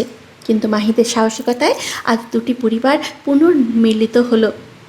মালিহা দৌড়ে এসে মাহিদকে জড়িয়ে ধরল। আমরা পেরেছি মাহিদ, মা বেঁচে আছেন, তুমিও আছো। অগ্নিশিখা আজ আমাদের পড়িয়ে নয়, পবিত্র করে দিল মালিহা। 1 মাস পর সকাল 10টা। শহরের থেকে দূরে একটি শান্ত বাংলোতে এখন সুখী পরিবারের বসবাস। মাহিদের মা শায়লা এবং মালিহার মা, যিনি এখন অপারেশন করে চোখ ফিরে পেয়েছেন, একসাথে বাগানে বসে গল্প করছেন। মাহিদ ফায়ার স্টেশনের কাজে যাওয়ার জন্য তৈরি হচ্ছে, আর মালিহা হাসপাতালে। সব কিছুই যেন স্বপ্নের মতোই সুন্দর। কিন্তু এই সুখের উপরে আবারও কালো মেঘ জমতে শুরু করেছে। দুপুর 2:30। মিস্টার চৌধুরী জেলে থাকলেও তার ঘনিষ্ঠ বন্ধু রহমান সাহেব এখন প্রতিশোধের নেশায় মত্ত। রহমান সাহেব তার ছেলে আরিয়ানকে লন্ডন থেকে আনিয়েছেন। আরিয়ান শুধু সম্পদশালী নয়, সে একজন ধূর্ত হ্যাকার এবং অপরাধ জগতের মাস্টার মাইন্ড। রহমান সাহেব বললেন, আরিয়ান, মাহিদ আর মালিয়া ভাবছে ওরা জিতে গেছে, কিন্তু চৌধুরী পরিবারের সেই গোপন লকারটা ওরা এখনো পায়নি। ওখানে এমন কিছু আছে যা পেলে মাহিদকে দেশ ছেড়ে পালাতে হবে। আরিয়ান তার ল্যাপটপে মাহিদের ফায়ার স্টেশনের সিকিউরিটি কোড হ্যাক করতে করতে হাসল। বাবা, ভয় পাবেন না। মালিয়াকে আমি লন্ডন থেকেই চিনি। ওর দুর্বলতা আমার নখদর্পণে। আমি আসছি মাহিদ হাসানের সাজানো বাগান তছনছ করতে। বিকেল 4:45। মালিহা তার কেবিনে রোগী দেখছিল। হঠাৎ দরজায় টোকা পড়ল। এক লম্বা সুঠাম দেহি যুবক ভেতরে ঢুকল। পরনে দামি স্যুট, চোখে সানগ্লাস। মালিহা অবাক হয়ে দাঁড়িয়ে পড়ল। জিসান, তুমি এখানে? জিসান মালিহার লন্ডনের পুরনো বন্ধু। লন্ডনে থাকার সময় জিসান মালিহাকে পাগলের মতো ভালোবাসত, কিন্তু মালিহা তাকে বারবার প্রত্যাখ্যান করেছিল। লন্ডন থেকে সারপ্রাইজ দিতে এলাম মালিহা। শুনলাম তুমি বিয়ে করছো ওই সাধারণ ফায়ার ফাইটারকে। I am shocked. মাহিদ আমার জীবন জিসান, আর ও সাধারণ নয়, ও একজন হিরো। তুমি কেন হঠাৎ এলে? আমি এসেছি তোমাকে ফিরিয়ে নিতে, আর সাথে নিয়ে এসেছি একটা তত্ত্ব। মাহিদ হাসান, যাকে মা বলে ডাকছে, সেই শায়লা বেগমের আসল পরিচয় কি সে জানে? মালিহা থমকে গেল। জিসানের গলায় এক অদ্ভুত ষড়যন্ত্রের সুর। রাত 8টা। মাহিদ স্টেশনে ডিউটি করছিল। হঠাৎ সমস্ত কম্পিউটার স্ক্রিন লাল হয়ে গেল। একটি মেসেজ ভেসে উঠল। ক্যাপ্টেন মাহিদ, আপনার ঘরের ভিতরে শত্রুকে আপনার মায়ের চেয়ে আপন। আপনার বাড়িতে আজ রাতে বড় কোনো অতিথি যাচ্ছে। মাহিদ আতঙ্কিত হয়ে বাড়িতে ফোন করলো, কিন্তু লাইন বিজি। সে দ্রুত তার বাইক নিয়ে বাড়ির দিকে ছুটল। সে যখন বাড়িতে পৌঁছালো, দেখলো বাগানে জিসান আর মালিহা দাঁড়িয়ে কথা বলছে, কিন্তু আড়াল থেকে আরিয়ান, রহমান সাহেবের ছেলে, বন্দুক তাক করে আছে মাহিদের মায়ের দিকে। ঠিক সেই মুহূর্তে জিসান মালিহার কানে ফিসফিস করে বলল, মালিয়া, মাহিকে বাঁচাতে চাইলে এখনই আমার সাথে লন্ডন ফেরার ফ্লাইটে উঠতে হবে, নয়তো আজ রাতে মাহিদের মা শায়লা বেগমের মৃত্যুর সংবাদ শুনবে। মালিহা মাহিদের দিকে তাকালো, তার চোখে জল। মাহিদ বুঝতে পারছে না জিসান আর আরিয়ানের মাঝে কী যোগসূত্র। মাহিদ যখন আরিয়ানের দিকে এগোতে চাইল, আরিয়ান ট্রিগার টিপল, কিন্তু গুলিটা কারও গায়ে লাগলো না, বরং বাড়ির বিদ্যুৎ সংযোগ বিচ্ছিন্ন হয়ে গেল। অন্ধকারে মালিহার আর্তনাদ শোনা গেল। আলো ফিরে আসতেই দেখা গেল মালিহা উধাও। সেখানে পড়ে আছে জিসানের লন্ডনের একটি পাসপোর্ট আর একটি চিরকুট। লড়াইটা কেবল শুরু ক্যাপ্টেন, ভালোবাসা না সম্পদ, দেখা যাক কে জেতে। রাত 8:15। বিদ্যুৎ সংযোগ বিচ্ছিন্ন হওয়ার সেই ঘুটঘুটে অন্ধকারে মাহিদ শুধু মালিহার একটি তীব্র চিৎকার শুনতে পেয়েছিল, মাহিদ! আলো ফিরে আসতেই মাহিদের পায়ের নিচ থেকে মাটি সরে গেল। মালিহা সেখানে নেই। মাহিদ পাগলের মতো এদিক ওদিক তাকাতে লাগলো। হঠাৎ সে দেখতে পেল বাড়ির গেটের বাইরে একটি কালো রঙের মাইক্রোবাস স্টার্ট দিচ্ছে। জানালার ফাঁক দিয়ে মাহিদ এক পলক দেখতে পেল মালিহার মুখ। মালিহা আর্তনাদ করছে, কিন্তু একজন সুঠামদেহী যুবক তার মুখ চেপে ধরে রেখেছে। যুবকটির পরনে দামি স্যুট। সে আর কেউ নয়, জিসান। কিন্তু মাহিদ তাকে চিনতে পারল না। তার কাছে সে শুধুই একজন অপহরণকারী। মাহিদ এক মুহূর্ত দেরি না করে নিজের পালসার বাইক স্টার্ট দিতে চাইল, কিন্তু দেখল বাইকের টায়ার পাংচার করে দেওয়া হয়েছে। আরিয়ান ও জিসানের নিখুঁত পরিকল্পনা। মাহিদ তার পেশিবহুল শরীরের সমস্ত শক্তি সঞ্চয় করে মাইক্রোবাসটির পিছনে দৌড়াতে শুরু করলো। মালিহা থামো, মালিহাকে ছেড়ে দাও। মাহিদ চিৎকার করতে করতে রাস্তার উপর দিয়ে ছুটছে। মাইক্রোবাসটির স্পিড বাড়িয়ে দিল। মাহিদ তার জীবনের সমস্ত গতি বাড়িয়ে দিয়ে বাসের পেছনের বাম্পারটা ছোঁয়ার চেষ্টা করলো, কিন্তু গাড়ির গতি তাকে ছাড়িয়ে গেল। ধুলো উড়িয়ে মাইক্রোবাসটি চোখের আড়ালে চলে গেল। মাহিদ মাঝ রাস্তায় হাঁটু গেড়ে বসে পড়ল। তার হাত পা ঘাম আর ধুলোয় মাখা। রাত 11টা। মাহিদের রক্ত তখন টক বক করে ফুটছে। সে জানে এই অপহরণের পেছনে মিস্টার চৌধুরীর হাত আছে। সে সোজা জেলে ঢুকে পড়ল এবং তার ফায়ার ফাইটার আইডির প্রভাবে গার্ডদের সরিয়ে মিস্টার চৌধুরীর সেলের সামনে গিয়ে দাঁড়ালো। গার্ডরা বাধা দেওয়ার আগেই মাহিদ সেলের তালা ভেঙে ভেতরে ঢুকলো। মিস্টার চৌধুরী খাটে বসে হাসছিলেন। মাহিদ ওনার কলার ধরে এক ঝটকায় নিচে নামালো এবং সজোরে এক ঘুষি বসিয়ে দিল। বল মালিহা কোথায়? তোর এই লোকে লোকে কোথায় নিয়ে গেছে? দেরি হয়ে গেছে মাহিদ। মালিহা এখন এমন এক জায়গায় যাচ্ছে যেখানে তোর আগুনের ইঞ্জিন পৌঁছাতে পারবে না। মাহিদ আরও হিংস্র হয়ে উঠল। সে মিস্টার চৌধুরীর মাথা দেয়ালের সাথে ঠুকতে লাগলো। আমি তোকে মেরে ফেলবো চৌধুরী। যদি মালিহার একটা চুলও ছিঁড়ে যায়, আমি তোকে জ্যান্ত জ্বালিয়ে দেব। ঠিক সেই মুহূর্তে পুলিশ এক বিশাল দল তদন্ত কক্ষে ঢুকে পড়ল। এসপি সাহেবের মাহিদকে টেনে সরালেন। শান্ত হন ক্যাপ্টেন মাহিদ, আইন নিজের হাতে নেবেন না। আইন দিয়ে কি হবে? আমার মালিহা নিখোঁজ, ওরা ওকে নিয়ে গেছে। রাত 12:45। মাহিদ স্টেশনে ফিরে এলো। তার সহকারী সজল ল্যাপটপে মালিহার ফোনের লাস্ট লোকেশন ট্র্যাক করার চেষ্টা করছে। মাহিদের চোখ লাল, শরীর কাঁপছে। হঠাৎ সজল চেঁচিয়ে উঠল, ক্যাপ্টেন, পেয়েছি। মালিহা ম্যাডামের ফোনের সিগন্যাল হজরত শাহজালাল আন্তর্জাতিক বিমানবন্দরের 3 নম্বর টার্মিনালে পাওয়া যাচ্ছে। মাহিদ এক মুহূর্ত অপেক্ষা করল না। পুলিশের সাইরেন বাজানো একটি জিপ নিয়ে সে এয়ারপোর্টের দিকে ঝড়ের গতিতে গাড়ি ছোটালো। তার মাথায় শুধু একটা কথা ঘুরছে, মালিহাকে আটকাতেই হবে। রাত 1:30। মাহিদ এয়ারপোর্টে পৌঁছে সিকিউরিটি ভেঙে ভেতরে ঢুকে পড়ল। সে দেখল লন্ডনগামী একটি বিশাল বোয়িং বিমান রানওয়েতে ট্যাক্সি করছে। মাহিদ রানওয়ের বেড়ার টোপকে ভেতরে ঢুকে পড়ল। সে দেখতে পাচ্ছে বিমানের জানলাগুলো। হয়তো কোনো একটা জানালার পাশে মালিহা বসে কাঁদছে। মাহিদ বিমানের সমান্তরালে দৌড়াতে শুরু করলো। বিমানের ইঞ্জিনের বিকট শব্দে মাহিদের চিৎকার চাপা পড়ে যাচ্ছে। মালিহা ফিরে এসো, আমি আসছি। মাহিদ হাত নেড়ে চিৎকার করছে। তার চোখে জলধারা বইছে। কিন্তু বিমানটি গতি বাড়ালো। এবং কয়েক সেকেন্ডের মধ্যেই সামনের চাকা মাটি ছেড়ে আকাশে উড়ে গেল। মাহিত দৌড়াতে দৌড়াতে রানওয়ের শেষ প্রান্তে গিয়ে মুখ থুবড়ে পড়ল। তার চোখের সামনে বিমানটি মেঘের আড়ালে অদৃশ্য হয়ে গেল। জিসান মালিহাকে নিয়ে লন্ডনে চলে গেল। মাহিত 2 হাতে রানওয়ের পিচ খামচে ধরে ডুকরে কেঁদে উঠল। আকাশের দিকে তাকিয়ে সে পাগলের মতো বলতে লাগলো, কেন মালিহা, কেন তুমি আমাকে এভাবে একা ফেলে চলে গেলে? আমি কি তোমাকে রক্ষা করতে পারতাম না? কেন তুমি প্রতিবাদ করলে না? কেন? বৃষ্টি শুরু হলো। বৃষ্টির পানিতে মাহিদের চোখের জল মিশে একাকার হয়ে গেল। মাহিদ সেখানেই শুয়ে রইল। তার সমস্ত পৃথিবী আজ লন্ডনগামী। সেই বিমানের সাথে উড়ে গেছে। 10 ঘন্টা পর মালিহা বিধ্বস্ত অবস্থায় জিসানের সাথে এয়ারপোর্ট থেকে বের হচ্ছে। জিসান তার পাসপোর্ট নিজের পকেটে রেখে বলল, স্বাগতম লন্ডন মালিহা। এখন থেকে তুমি আমার বন্দি। মাহিদ হাসান কোনোদিনও এখানে পৌঁছাতে পারবে না। মাহিদ আসবে। আগুনের শিখা যেমন ছায়া ছাড়ে না, মাহিদও আমাকে ছাড়বে না। এদিকে ঢাকায় মাহিদ বৃষ্টির মধ্যে উঠে দাঁড়ালো। তার চোখে এখন কান্নার বদলে আগুনের আভা।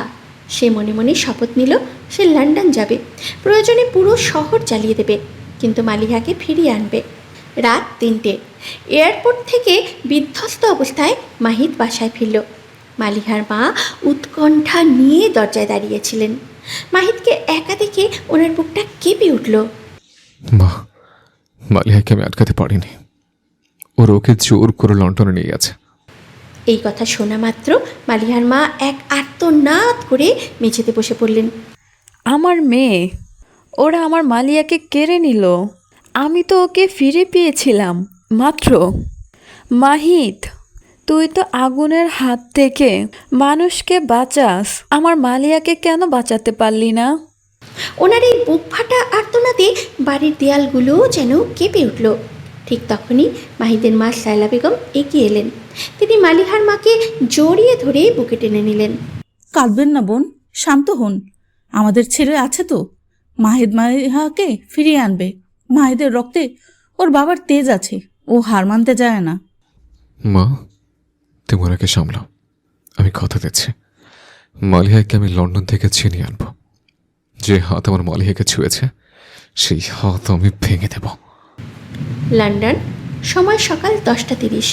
শহরের কোলাহল থেকে দূরে একটি পুরনো ভিলাতে মালিহাকে বন্দি করে রেখেছে জিসান। মালিহার ফোন কেড়ে নেওয়া হয়েছে। ঘরের জানালাগুলো লোহা দিয়ে বন্ধ। জিসান মালিহার সামনে কফি কাপ রেখে বলল, নিচে ছটফট করে লাভ নেই মালিহা। লন্ডন আমার শহর। এখানে পুলিশ থেকে শুরু করে প্রশাসন আমার পকেটে। তোমার ওই ফায়ার ফাইটার প্রেমিক এখানে পৌঁছাতে তুমি আমার মিসেস জিয়ান হয়ে যাবে। তুমি আমাকে শরীর দিয়ে বন্দি করতে পারো জিসান, কিন্তু মাহিদের প্রতি আমার ভালোবাসা কোনোদিনও বন্দি করতে পারবে না। ও আসবেই। 3 দিন পর মাহিদ তার ফায়ার সার্ভিসের স্পেশাল ফোর্সের পরিচয় এবং এসপি সাহেবের সহায়তায় অতি দ্রুত লন্ডনের ভিসা পেয়ে গেল। উদ্ধার অভিযানে বীরত্বের জন্য তার আন্তর্জাতিক খ্যাতি তাকে সাহায্য করল। সজল তাকে এয়ারপোর্টে এগিয়ে দিতে এসে বলল, ক্যাপ্টেন, লগুনে আমাদের এক পরিচিত সোর্স খবর দিয়েছে জিসান আসলে আরিয়ান রহমানের ছেলের ব্যবসায়িক পার্টনার। ওরা মালিহাকে ব্যবহার করে আপনার ফ্যামিলি ট্রাস্টের সম্পত্তি হাতিয়ে নিতে চাই। সাবধানে থাকবেন। মাহিদ শুধু একটা ব্যাগ আর মালিহার একটা ছবি নিয়ে প্লেনে উঠল। তার চোখে এখন আর জল নেই, আছে শুধু শিকারি বাঘের মতন লক্ষ্য। রাত 9টা। মাহিদ লন্ডনে রওনা হওয়ার কয়েক ঘন্টা পরেই রহমান সাহেবের ছেলে আরিয়ান তার আসল রূপ দেখল। সে জানে মাহিদ বাড়িতে নেই, এটাই সুযোগ। আরিয়ান তার দলবল নিয়ে মাহিদের বাড়িতে হানা দিল। বাড়ির পেছনের গেট ভেঙে আরিয়ান ভেতরে ঢুকল। মাহিদের মা সায়লা বেগম রান্নাঘরে ছিলেন। কোথায় তোর ছেলে? মাহিদকে বল মালিহার আশা ছেড়ে দিতে। আর ওই বাড়িতে মালিহার মা কোথায়? ওদের দুজনকেই আজ আমি শেষ করে দেব। সায়লা বেগম ভয় না পেয়ে আরিয়ানের হাতে কামড়ে দিলেন। আমার ছেলে তোকে ছাড়বে না জানোয়ার। আরিয়ান রাগে একটা কাচের বোতল ভেঙে সায়লা বেগমের দিকে তেড়ে গেল। ঠিক তখনই মালিহার মা ঘর থেকে বেরিয়ে এলেন। ওনার হাতে মাহিদের রাখা একটি ফায়ার এক্সটিংগুইশার, আগুন নেভানোর যন্ত্র। তিনি সেটা আরিয়ানের মুখে স্প্রে করে দিলেন। পুরো ঘর সাদা ধোঁয়ায় ভরে গেল। আরিয়ান চোখ ডলতে ডলতে আর্তনাদ করতে লাগলো। লন্ডন, সময় বিকেল 5টা। মাহিরদের প্লেন লন্ডনে ল্যান্ড করলো। সে এয়ারপোর্ট থেকে বের হতেই দেখলো হিথ্রোর বড় স্ক্রিনে ব্রেকিং নিউজ চলছে। লন্ডনের উপকণ্ঠে একটি প্রাইভেট ভিলাতে রহস্যময় অগ্নিকাণ্ড। মাহিরদের ফায়ার ফাইটার ইনস্টিংক্টসে জেগে উঠল। সে দ্রুত ম্যাপ চেক করলো। ওটা ঠিক সেই এলাকা যেখানে জিসানের বাড়ি হওয়ার কথা। মাহিদ ট্যাক্সি না নিয়ে একটি বাইক ভাড়া করে পাগলের মতো সেই ভিলার দিকে ছুটল। সে যখন পৌঁছালো দেখলো পুরো ভিলা দাউ দাউ করে জ্বলছে। জিসান বাইরে দাঁড়িয়ে হাসছে। সে মালিহাকে ভেতরে রেখে দরজায় তালা লাগিয়ে দিয়েছে যাতে মালিহা পুড়ে মারা যায় আর সে ইন্স্যুরেন্সের টাকা পায়। মাহিদ বাইক থেকে নেমেই দেখলো আগুনের লেলিহান শিখা। সে কোনো সেফটি গিয়ার ছাড়াই নিজের জ্যাকেটটা ভিজিয়ে মাথায় দিয়ে আগুনের ভেতরে ঝাঁপ দিল। আগুনের ভেতরে মালিহা অজ্ঞান হয়ে পড়ে আছে। মাহিদ তাকে কাঁধে তুলে নিল, কিন্তু বের হওয়ার সময় জিসান দরজায় এসে বন্দুক তাক করলো। জিসান, ভেতরেই মরো। মাহিদ, তোমাদের প্রেমে আজ এই আগুন শেষ হোক। মাহিদ আগুনের মাঝখান থেকেই একটা জ্বলন্ত কাঠের টুকরো জিসানের দিকে ছুঁড়ে মারল। জিসান ছিটকে পড়ল। ঠিক তখনই ভিলার ছাদ ধসে পড়তে শুরু করলো। মাহিদ কি মালিহাকে নিয়ে লন্ডনের এই ধ্বংসস্তূপ থেকে বের হতে পারবে? আর দেশে আরিয়ান কি মাহিদের মাকে শেষ পর্যন্ত কোনো ক্ষতি করবে? বিকেল 5:45। ভিলার ছাদ থেকে আগুনের গোল্লা খসে পড়ছে। মাহিদ তার পেশি বহুল 2 হাতে মালিহাকে পাঁচা কোলা করে তুলে নিল।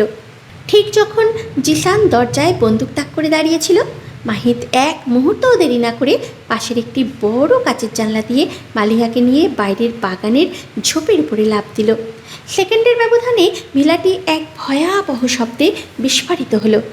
জিসান ছিটকে পড়ল দূরে, ধোঁয়ার আড়ালে।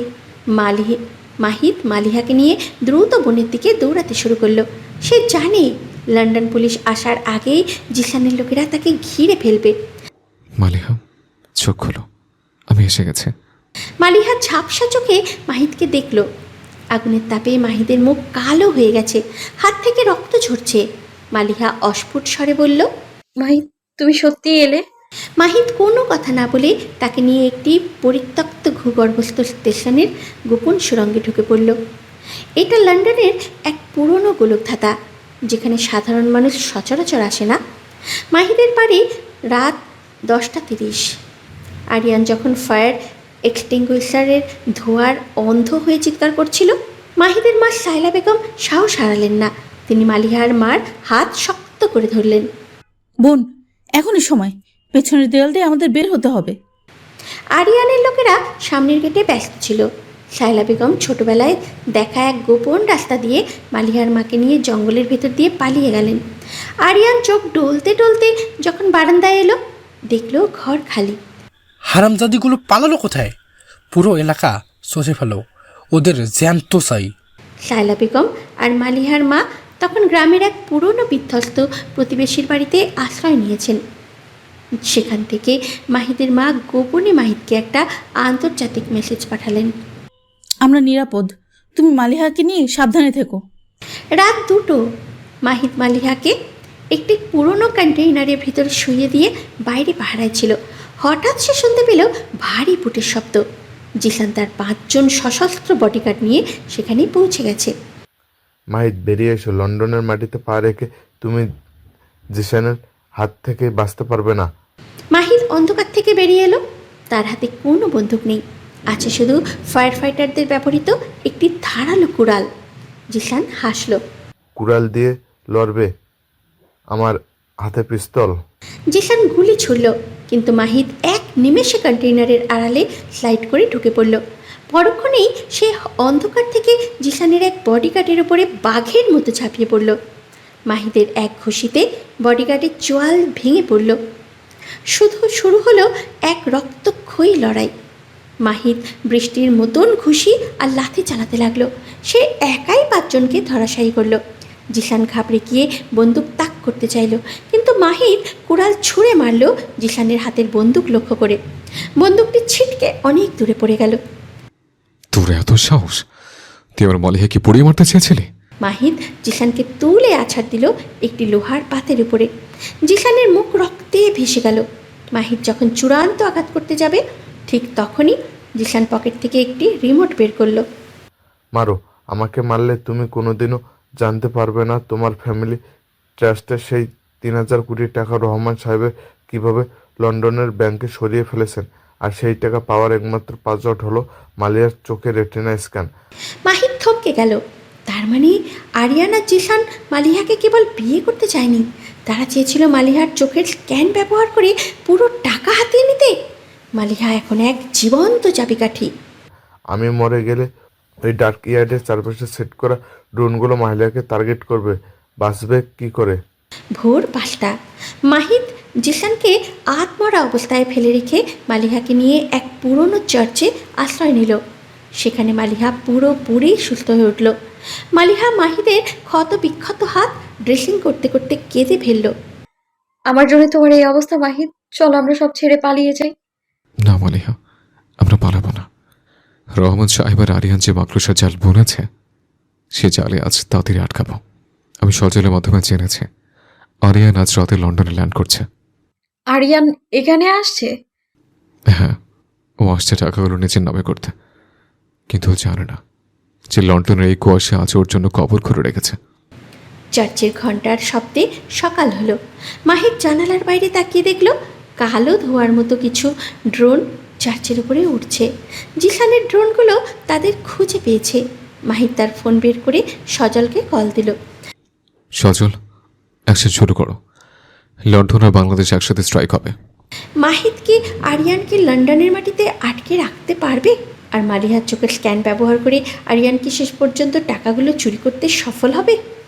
সকাল 6:30। ভোরের কুয়াশায় ঢাকা চার্চের চারপাশ। মাহিদ জানালার ফাঁক দিয়ে দেখল ড্রোনগুলো নিচে নেমে আসছে। মালিহা মাহিদের হাত ধরে কাঁপছে। মাহিদ তার কাঁধে হাত রেখে অভয় দিল। মালিহা, ডরমিটরিতে রাখা সেই লন্ডন ফায়ার ব্রিগেডের ইমার্জেন্সি কিটটা বের করো। আরিয়ান আসছে, আর ও খালি হাতে আসবে না। মালিহা দ্রুত কিটটা বের করল। সেখানে কিছু স্মোক গ্রেনেড এবং একটি শক্তিশালী কাটার রয়েছে। মাহিদ নিজের জ্যাকেটটা ঠিক করে নিল। তার চোখে এখন অদ্ভুত এক সংকল্প। আজ সে শুধু একজন ফায়ার ফাইটার নয়, আজ সে একজন যোদ্ধা। সকাল 7টা। একটি কালো প্রাইভেট জেট থেকে নামলো আরিয়ান। তার চোখে মুখে জয়ের উল্লাস। বাংলাদেশে মাহিদের মা ও মালিহার মাকে খুঁজে না পেয়ে সে ক্ষিপ্ত ছিল, কিন্তু জিসানের মেসেজ তাকে লন্ডনে টেনে এনেছে। আরিয়ান জানে মালিহার চোখের রেটিনা স্ক্যান করতে পারলেই সে 3,000 কোটি টাকার মালিক হবে। আরিয়ানের সাথে তার ব্যক্তিগত কমান্ডো বাহিনী। সে গাড়িতে উঠতে উঠতে বলল, জিসানকে বলো মালিহাকে যেন অক্ষত রাখে। আর মাহিদ, ওই ফায়ার ফাইটারটাকে আজ লন্ডনের টেমস নদীতে ভাসিয়ে দাও। গাড়িগুলো ঝড়ের গতিতে চার্চের দিকে ছুটল। সকাল 8:15। চার্চের চারপাশ আরিয়ানের লোকেরা ঘিরে ফেলেছে। আরিয়ান পকেটে হাত রেখে সামনে এগিয়ে এলো। মাহিদ, বেরিয়ে এসো, লুকোচুরি খেলে লাভ নেই। আমি জানি তুমি আর মালিহা ভেতরে আসো। চার্চের দরজা ধীরে ধীরে খুলে গেল, কিন্তু মাহিদ বের হলো না। সেখান থেকে বেরিয়ে এলো ঘন সাদা ধোঁয়া। মাহিদ ভেতরে স্মোক গ্রেনেড ফাটিয়ে দিয়েছে। ফায়ার, ভেতরে গুলি চালাও। গুলির শব্দে চার্চের নিস্তব্ধতা ভেঙে গেল, কিন্তু ধোঁয়ার ভেতর থেকে হঠাৎ একটি লোহার শিকল উড়ে এসে আরিয়ানের এক গার্ডের গলা পেঁচিয়ে ধরল। পরক্ষণেই অন্ধকার থেকে মাহিদ বেরিয়ে এলো, তার হাতে ফায়ার এক্স। মাহিদ যেন আগুনের অবতার হয়ে আরিয়ানের বাহিনীর উপরে ঝাঁপিয়ে পড়ল। একের পর এক গার্ডকে সে ধরাশায়ী করছে। মাহিদের ক্ষিপ্রতার কাছে আরিয়ানের আধুনিক যন্ত্রগুলো যেন হার মানছে। মাহিদ আরিয়ানের দিকে তাকিয়ে গর্জন করল, আরিয়ান, তো সব পাপের হিসাব আজকে চার্চে হবে। লড়াই করতে করতে আরিয়ান আর মাহিদ চার্চের ছাদে উঠে এলো। নিচে তখন আরিয়ানের লোকেরা মালিহাকে ধরার চেষ্টা করছে, কিন্তু মালিহা সাহসের সাথে লন্ডন ফায়ার ব্রিগেডের হোস পাইপ দিয়ে উচ্চ চাপে পানি ছিটিয়ে তাদের আটকে রেখেছে। ছাদের উপরে মাহিদ আর আরিয়ান মুখোমুখি। আরিয়ান তার কোমর থেকে একটা ধারালো খঞ্জর বের করলো। মাহিদ, তুই অনেক উঠছিস, এবার তোর ডানা কাটার সময়। আরিয়ান মাহিদের দিকে ঝাঁপিয়ে পড়ল। মাহিদ তার কুড়াল দিয়ে আঘাত প্রতিহত করল। দুজনেই সমান শক্তিশালী। আরিয়ান মাহিদের পেটে এক লাথি মেরে তাকে ছাদের কিনারায় ঠেলে দিল। মাহিদ পড়ে যেতে যেতে ছাদের কার্নিশ ধরে ফেলল। আরিয়ান হাসতে হাসতে এগিয়ে এলো মাহিদের হাত মারিয়ে দেওয়ার জন্য। মালিয়ার রেটিনা স্ক্যান দিয়ে আমি সব টাকা নিয়ে নেব, আর তুই থাকবি মাটির নিচে। ঠিক সেই মুহূর্তে মাহিদ তার অন্য হাত দিয়ে আরিয়ানের পা টেনে ধরল। আরিয়ান ভারসাম্য হারিয়ে নিচে পড়ে যেতে লাগলো। মাহিদ দ্রুত উপরে উঠে আরিয়ানকে ধরে ফেলল। সে তাকে মারতে চায় না, সে চায় আরিয়ানকে আইনের হাতে তুলে দিতে।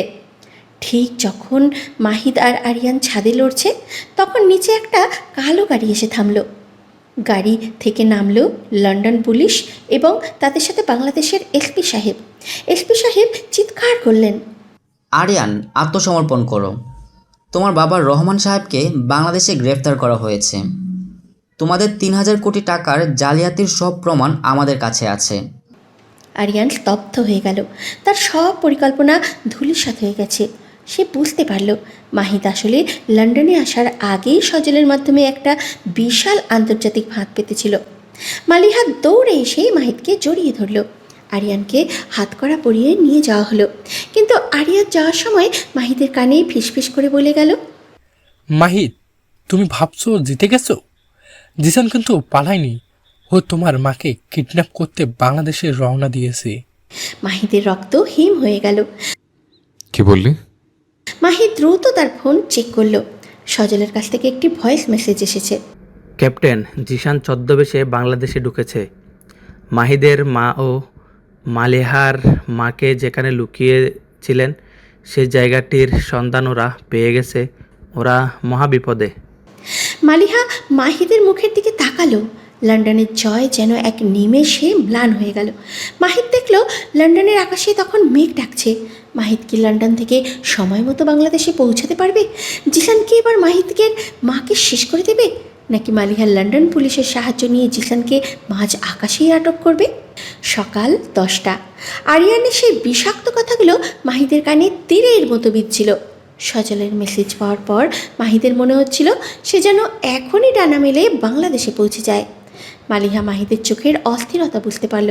সে লন্ডন পুলিশের উচ্চপদস্থ কর্মকর্তার কাছে গিয়ে অনুরোধ করল যেন তাদের জন্য একটি দ্রুতগতির বিমানের ব্যবস্থা করা হয়। মাহিদ ফোনে সজলকে কল দিল। সজল, মাদের ওখান থেকে সরিয়ে নাও। জিসান যে কোনো মুহূর্তে পৌঁছে যাবে। আমি আসছি। ক্যাপ্টেন, জিসান একা নয়, ওর সাথে আরিয়ানের বাড়াটে খুনিরা আছে। আমরা বর্ডারের কাছাকাছি একটি পরিত্যক্ত চিনির গোডাউনে আশ্রয় নিয়েছি, কিন্তু ওরা আমাদের চারপাশ থেকে ঘিরে ফেলেছে। মাথা ঠান্ডা রাখো সজল, আমি আসছি। মাহিদের পরিবারকে ছোঁয়ার সাহস যেন জিসানের না হয়। বাংলাদেশের একটি পরিত্যক্ত চিনিকল, সীমান্ত এলাকা। রাত 11:30। চারপাশে ঘন জঙ্গল আর মাঝখানে বিশাল জীর্ণ চিনিকল। ভিতরে একটি অন্ধকার ঘরে মাহিদের মা শায়লা বেগম এবং মালিহার মা ভয়ে জড়োসড়ো হয়ে বসে আছেন। সজল আর দুজন পুলিশ কনস্টেবল দরজায় পাহারায়। বাইরে থেকে ভারী বুটের শব্দ শোনা গেল। জিসান তার হাতে একটি অটোমেটিক রাইফেল নিয়ে অট্টহাসি দিয়ে উঠল। শায়লা বেগম মাহিদের মা হতে পারে, কিন্তু আজ তোমার ছেলে তোমাকে বাঁচাতে আসবে না। ও লন্ডনে আরিয়ানের সাথে ব্যস্ত। আজ এই চিনিকল তোমাদের কবর হবে। জিসান তার লোকেদের ইশারা করলো গুলি চালানোর জন্য। সজল পাল্টা গুলি চালালো। শুরু হলো এক অসম লড়াই। সজলের কাছে গুলি ফুরিয়ে আসছে আর জিসানের বাহিনী ক্রমশই এগিয়ে আসছে। রাত 12:15। ঠিক যখন জিসান চিনিকলের ভেতরে ঢুকতে যাবে, ঠিক তখনই আকাশের মেঘ চিরে এক বিশাল গর্জন। একটি হেলিকপ্টার চিনিকলের উপরে এসে থামল। লন্ডন পুলিশের বিশেষ সহায়তায় মাহিদ সরাসরি এয়ারপোর্ট থেকে এখানে এসে পৌঁছে গেছে। হেলিকপ্টার থেকে একটি দড়ি বেয়ে নিচে নামল মাহিদ। তার পরনে ফায়ার ফাইটারদের সেই কালো জ্যাকেট, হাতে একটি বিশাল ফায়ার এস্ক। মাহিদের অবতরণ যেন কোনো সিনেমার অ্যাকশন দৃশ্যকেও হার মানালো। মাহিদ নিচে নেমেই জিসানের এক বডিগার্ডকে এক লাথিতে উড়িয়ে দিল। জিসান চমকে পেছনে তাকালো। তুই এখানে কি পাবে? তোর জমদূত হয়ে এসেছে জিসান। লন্ডনের আগুন থেকে তুই বেঁচে গেছিলি, কিন্তু বাংলার এই মাটিতে তোকে ছাই করে দেব। মাহিদ একাই 10 জন খুনিকে মোকাবিলা করছে। সে কোনো বন্দুক ব্যবহার করছে না, তার কুড়ালের এক একটি আঘাতে জিসানের লোকেরা লুটিয়ে পড়ছে। জিসান ভয় পেয়ে মাহিদের মায়ের ঘরের দিকে দৌড়ে গেল। সে সাইলা বেগমকে ঢাল হিসাবে ব্যবহার করতে চায়। মাহিদ কারেটার দিয়ে দৌড়াচ্ছিল। জিসান সাইলা বেগমের মাথায় বন্দুক তাক করলো। থাম মাহিদ, এক পা এগোলে তোর মায়ের মাথা উড়িয়ে দেবো। মাহিদ, তুই দমে যাস না বাবা, মায়ের চিন্তা করিস না, এই জানোয়ারটাকে আর শেষ কর। মাহিদ থমকে গেল। মালিহা ঠিক সেই মুহূর্তে চিনিকলের উপরের একটি ভেন্টিলেটর দিয়ে ভিতরে ঢুকলো। তার হাতে একটি টিয়ার গ্যাস সিলিন্ডার। সে জিসানের ঠিক পায়ের কাছে সিলিন্ডারটি ছুঁড়ে মারল। পুরো ঘর সাদা ধোঁয়ায় ভরে গেল। জিসান কাঁচতে কাঁচতে অন্ধ হয়ে গেল। মাহিদ সেই সুযোগে বাঘের মতো ঝাঁপিয়ে পড়ল জিসানের উপর। মাহিদের প্রতিটি খুশিতে জিসানের হাড় ভাঙার শব্দ শোনা যাচ্ছিল। মাহিদ জিসানকে তুলে আছাড় দিল একটি বিশাল লোহার বয়লারের উপর। এটা মালিহার কান্নার জন্য, এটা আমার মায়ের কষ্টের জন্য, আর এটা আমার পরিবারের সাথে বিশ্বাসঘাতকতা করার জন্য। চিনিকলের সামনের উঠোন ভোর 4:45। পুলিশ ফোর্স এসে বাকি অপরাধীদের গ্রেফতার করল।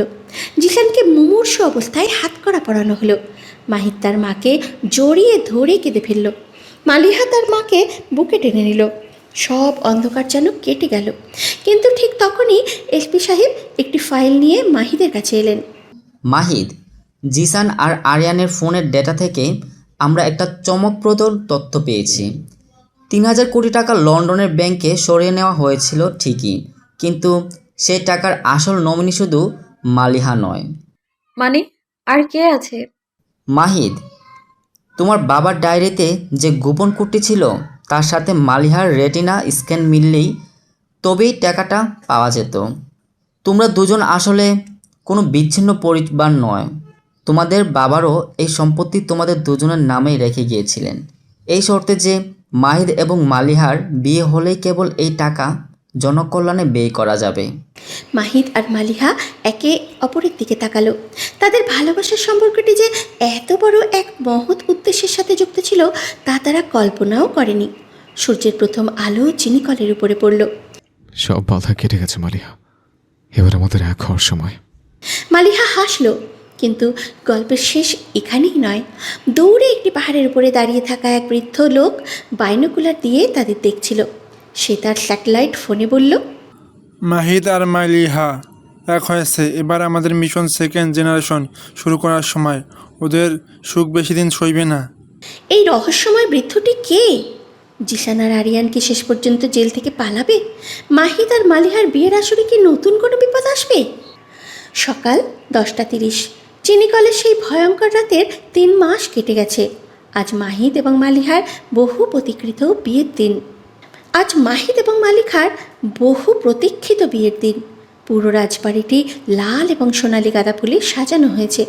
মাহিদের ফায়ার স্টেশনের সহকর্মীরা সবাই ইউনিফর্ম পরে শৃঙ্খলার সাথে কাজ তদারকি করছে।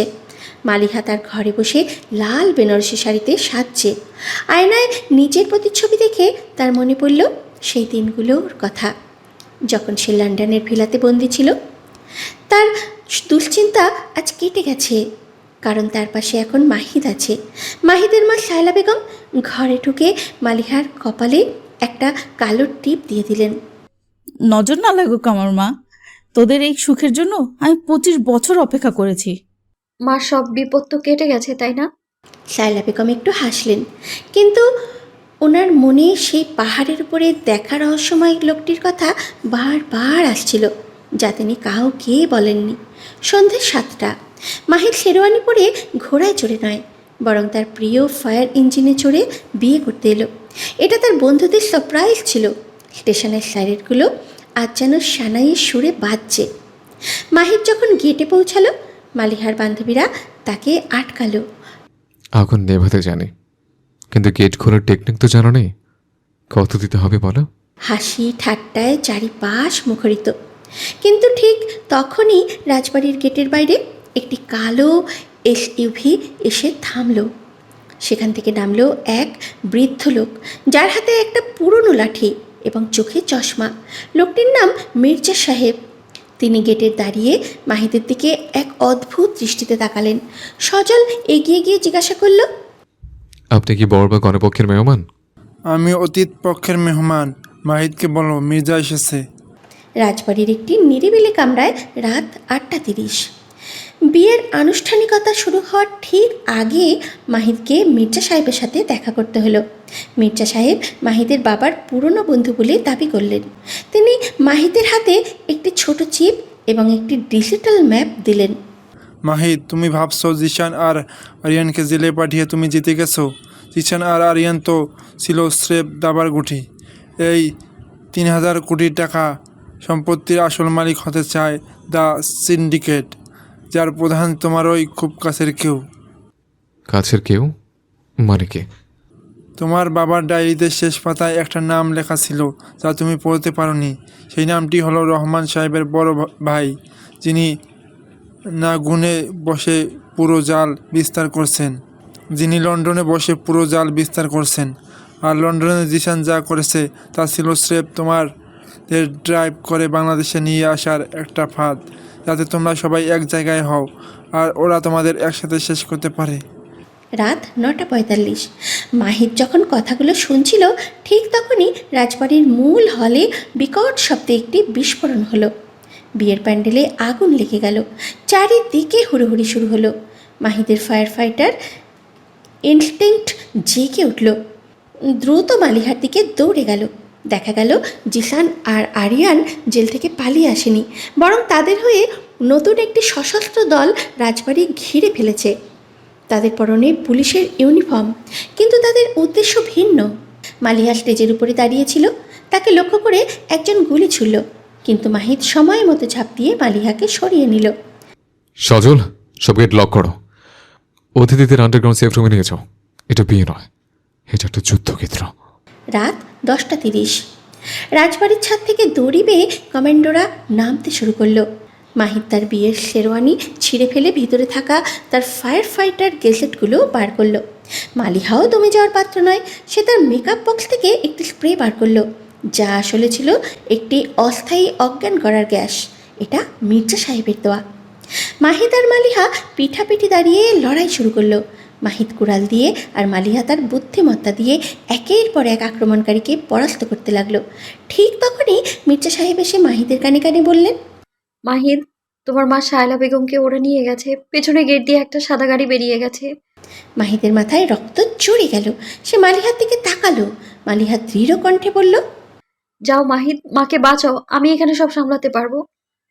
মাহিদ রাজবাড়ির একটি মোটরসাইকেল নিয়ে সেই সাদা গাড়ির পেছনে ছুটল, কিন্তু গাড়িটি গিয়ে থামল একটি পুরনো কবরস্থানের সামনে। সেখানে মাহিদ দেখল তার মা শায়লা বেগম দাঁড়িয়ে আছেন, কিন্তু ওনার হাতে একটি বন্দুক এবং উনি মির্জা সাহেবের দিকে তাক করে আছেন। সেটা মাহিদ, কাছে আসিস না। এই মির্জা সাহেবই তোর বাবাকে খুন করেছিল। ও আরিয়ান বা জিসানের কেউ না, ওই হলো সেই সিন্ডিকেটের প্রধান। মাহিদ স্তব্ধ হয়ে দাঁড়িয়ে রইল। তার সামনে তার মা এবং তার বাবার তথাকথিত বন্ধু। কার কথা সত্য? মির্জা সাহেব হাসতে শুরু করলেন। শালা, তুমি বরাবরই বুদ্ধিমান ছিলে, কিন্তু মাহিদকে তো আমি অলরেডি সেই চিপটা দিয়ে দিয়েছি, যা দিয়ে এখন আমি পুরো 300 কোটি টাকা আমার অ্যাকাউন্টে ট্রান্সফার করতে পারবো। মাহিদ নিজেই আমাকে পাসওয়ার্ড দিয়েছে। মাহিদ পকেটে হাত দিয়ে দেখল চিপটি নেই। মির্জা সাহেবের হাতে একটি রিমোট কন্ট্রোল। তিনি সেটা প্রেস করতেই রাজবাড়ির পুরো চত্বরে আরও একটি বড় বিস্ফোরণের শব্দ শোনা গেল। মাহিদ কি তার মাকে বাঁচাতে পারবে? রাজবাড়িতে মালিহা কি সুরক্ষিত? মির্জা সাহেবের আসল পরিচয় কি? আরও ভয়ঙ্কর কিছু? রাত 11:15। চারপাশে নিঝুম অন্ধকার, শুধু ঝিঝি পোকার শব্দ আর মাহিদের বাইকের হেডলাইটের তীব্র আলো। মাহিদ স্তব্ধ হয়ে দাঁড়িয়ে আছে। তার সামনে মা শায়লা বেগম, যার হাতে কাঁপছে একটি রিভলভার, আর সামনে মির্জা সাহেব, যাকে মাহিদ এতক্ষণ হিতাকাঙ্ক্ষী ভেবেছিল। সে এখন এক পৈশাচিক হাসিতে মত্ত। মির্জা সাহেব হাতের রিমোটটা উঁচিয়ে ধরলেন। মাহিদ, তুমি ভাবছো ফায়ার ফাইটিং গিয়ার আর সাহসিকতা দিয়ে সব জয় করা যায়? এই যে চিপটা তুমি আমায় দিলে, এটা আসলে তোমার বাবার সেই গোপন অ্যাকাউন্টের অ্যাক্সেস কি। তোমার মা ঠিকই বলেছে, 25 বছর আগে ইমতিয়াজকে আমি সরিয়েছিলাম, কিন্তু ইমতিয়াজ মারার আগে পাসওয়ার্ডটা তোমার ডিএনএ আর মালিহার রেটিনার সাথে লিঙ্ক করে দিয়ে গিয়েছিল। শয়তান, আমার বাবাকে মেরে তোর পেট ভরেনি। আজ তোকে এই কবরে আমি জ্যান্ত পুঁতে ফেলবো। মাহিদ, এগোবি না। ওর হাতে রাজবাড়ির রিমোট। ওটা চাপলেই মালিহা আর বাকি সবাই উড়ে যাবে। রাত 11:25। বিস্ফোরণের ধোঁয়ায় রাজবাড়ি আচ্ছন্ন। অতিথিরা প্রাণ ভয়ে ছোটাছুটি করছে। মালিহা স্টেজের নিচে একটি পিলারের আড়ালে পজিশন নিয়েছে। তার হাতে মাহিদের দেওয়া একটি স্পেশাল ফায়ার এক্স। হঠাৎ ধোঁয়ার ভেতর থেকে 4 জন কালো পোশাকধারী কমান্ডো মালিহাকে ঘিরে ফেলল। তাদের লিডার এগিয়ে এসে যান্ত্রিক কণ্ঠে বলল, ডাক্তার মালিহা, মির্জা সাহেবের নির্দেশ, আপনার চোখ দুটো আমাদের চাই। হয় জীবন্ত স্ক্যান দেবেন, নয়তো মৃত চোখের রেটিনা দিয়ে কাজ সারব। মালিহা ভয় পেল না। সে মাহিদের শেখানোর টেকনিক মনে করলো। সে হঠাৎ একটি স্মোক ক্যানিস্টার মেঝেতে আছাড় দিল। মুহূর্তের মধ্যে পুরো হলরুম ঘন নীল ধোঁয়ায় ভরে গেল। ধোঁয়ার ভেতরে মালিহা যেন এক ছায়াযোদ্ধা। সে কুড়ালের উল্টো পিঠ দিয়ে এক কমান্ডোর হাঁটুতে আঘাত করল। সজল ঠিক সেই সময়ে একটি ফায়ার হোস পাইপ নিয়ে গেট দিয়ে ঢুকলো। ম্যাডাম, মাথা নিচু করুন। সজল উচ্চ চাপে পানি ছুটতে লাগলো, যা কমান্ডোদের ভারসাম্য নষ্ট করে দিল। মালিহা সেই সুযোগে করিডোর দিয়ে দৌড়ে মাহিদের গোপন কন্ট্রোল রুমের দিকে গেল। রাত 11:40। মির্জা সাহেব হাসতে হাসতে রিমোটের বাটনে আঙুল রাখলেন। বিদায় মাহিদ, তোমার প্রিয়তমার শেষ চিৎকার শোনার জন্য তৈরি হও। বাটন চাপার ঠিক আগের মুহূর্তে মাহিদ তার পকেট থেকে একটি ছোট মেটাল বল ছুঁড়ে মারল মির্জা সাহেবের হাত লক্ষ্য করে। ওটা ছিল একটি শক্তিশালী ম্যাগনেটিক ডিভাইস। রিমোটটি মির্জা সাহেবের হাত থেকে ছিটকে দূরে পড়ে গেল। মাহিদ বাঘের মতো ঝাঁপিয়ে পড়ল মির্জা সাহেবের উপর। মির্জা সাহেব বৃদ্ধ হলেও তার গায়ে অসুরের শক্তি। তিনি লাঠি থেকে একটি লুকোনো তরোয়াল বের করলেন। মাহিদ তার কুড়াল দিয়ে সেই আঘাত প্রতিহত করল। ধাতব শব্দের ঝংকারে কবরস্থান কেঁপে উঠল। শায়লা বেগম গুলি করতে চাইলেন, কিন্তু মির্জা সাহেবের লুকানো স্নাইপার গাছ থেকে গুলি চালিয়ে শায়লা বেগমের হাতে রিভলভারটি ফেলে দিল। শায়লা বেগম যন্ত্রণায় লুটিয়ে পড়লেন। মা, আজ তোকে কেউ বাঁচাবে না মির্জা। মাহিদ কুড়ালের এক কোপে মির্জা সাহেব তলোয়ারটি 2 টুকরো করে দিল এবং এক সজোরে লাথি মেরে তাকে একটি পুরনো কবরের গর্তে ফেলে দিল। রাত 12:05। মালিহা ল্যাবে পৌঁছে দেখল আরিয়ান সেখানে আগে থেকেই বসা। সে জেল থেকে পালায়নি, বরং সে এখানে এসেছিল ছদ্মবেশে। আরিয়ান মালিহার কপালে বন্দুক ঠেকালো। মির্জা সাহেবের চিপ কানেক্ট হয়ে গেছে। এখন শুধু তোমার রেটিনা স্ক্যান বাকি। স্ক্যানের দিকে তাকাও, নয়তো সজলকে আমি এক্ষুনি খতম করব। সজলকে আষ্টে পৃষ্ঠে বেঁধে রাখা হয়েছে। মালিহা স্থির হয়ে দাঁড়ালো। সে জানতো মাহিদ ল্যাবে একটি সেলফ ডিস্ট্রাক্ট সিস্টেম সেট করে রেখেছে। সে আরিয়ানের চোখের দিকে তাকিয়ে বলল, তুমি টাকা পাবে আরিয়ান, কিন্তু সেই টাকা খরচ করার জন্য তুমি বেঁচে থাকবে না।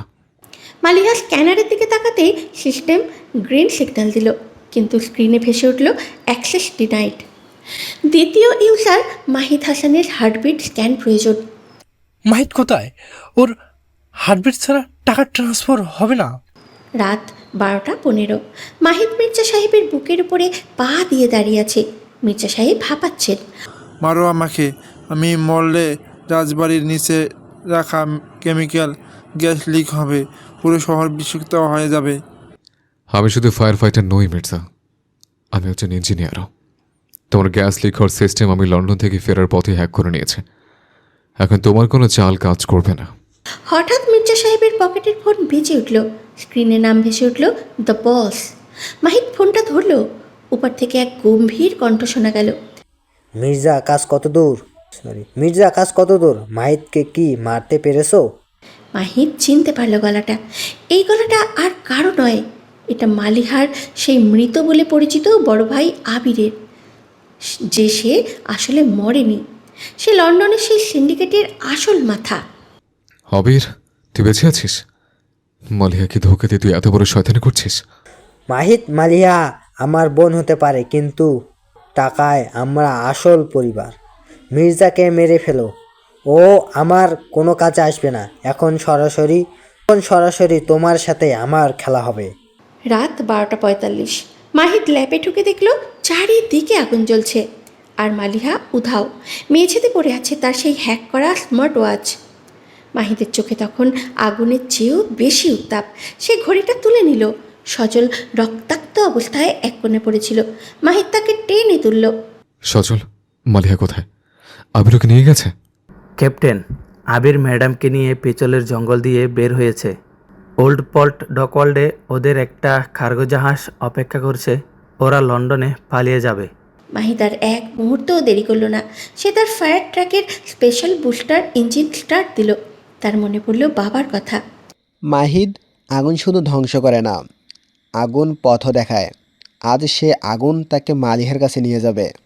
রাত 1:30, সমুদ্রের গর্জন আর বৃষ্টির ছাপটায় ডকইয়ার্ড এক ভুতুড়ে রূপ নিয়েছে। বিশাল কার্গো জাহাজের ডেকে মালিহাকে বেঁধে রাখা হয়েছে। আবির তার হাতে থাকা ট্যাবলেটে মাহিদের হ্যাক করা হার্টবিট আর মালিহার রেটিনা স্ক্যান ব্যবহার করে 3,000 কোটি টাকা ট্রান্সফার করার চূড়ান্ত ধাপে পৌঁছেছে। ভাইয়া, তুমি আমাদের সাথে এমন কেন করলে?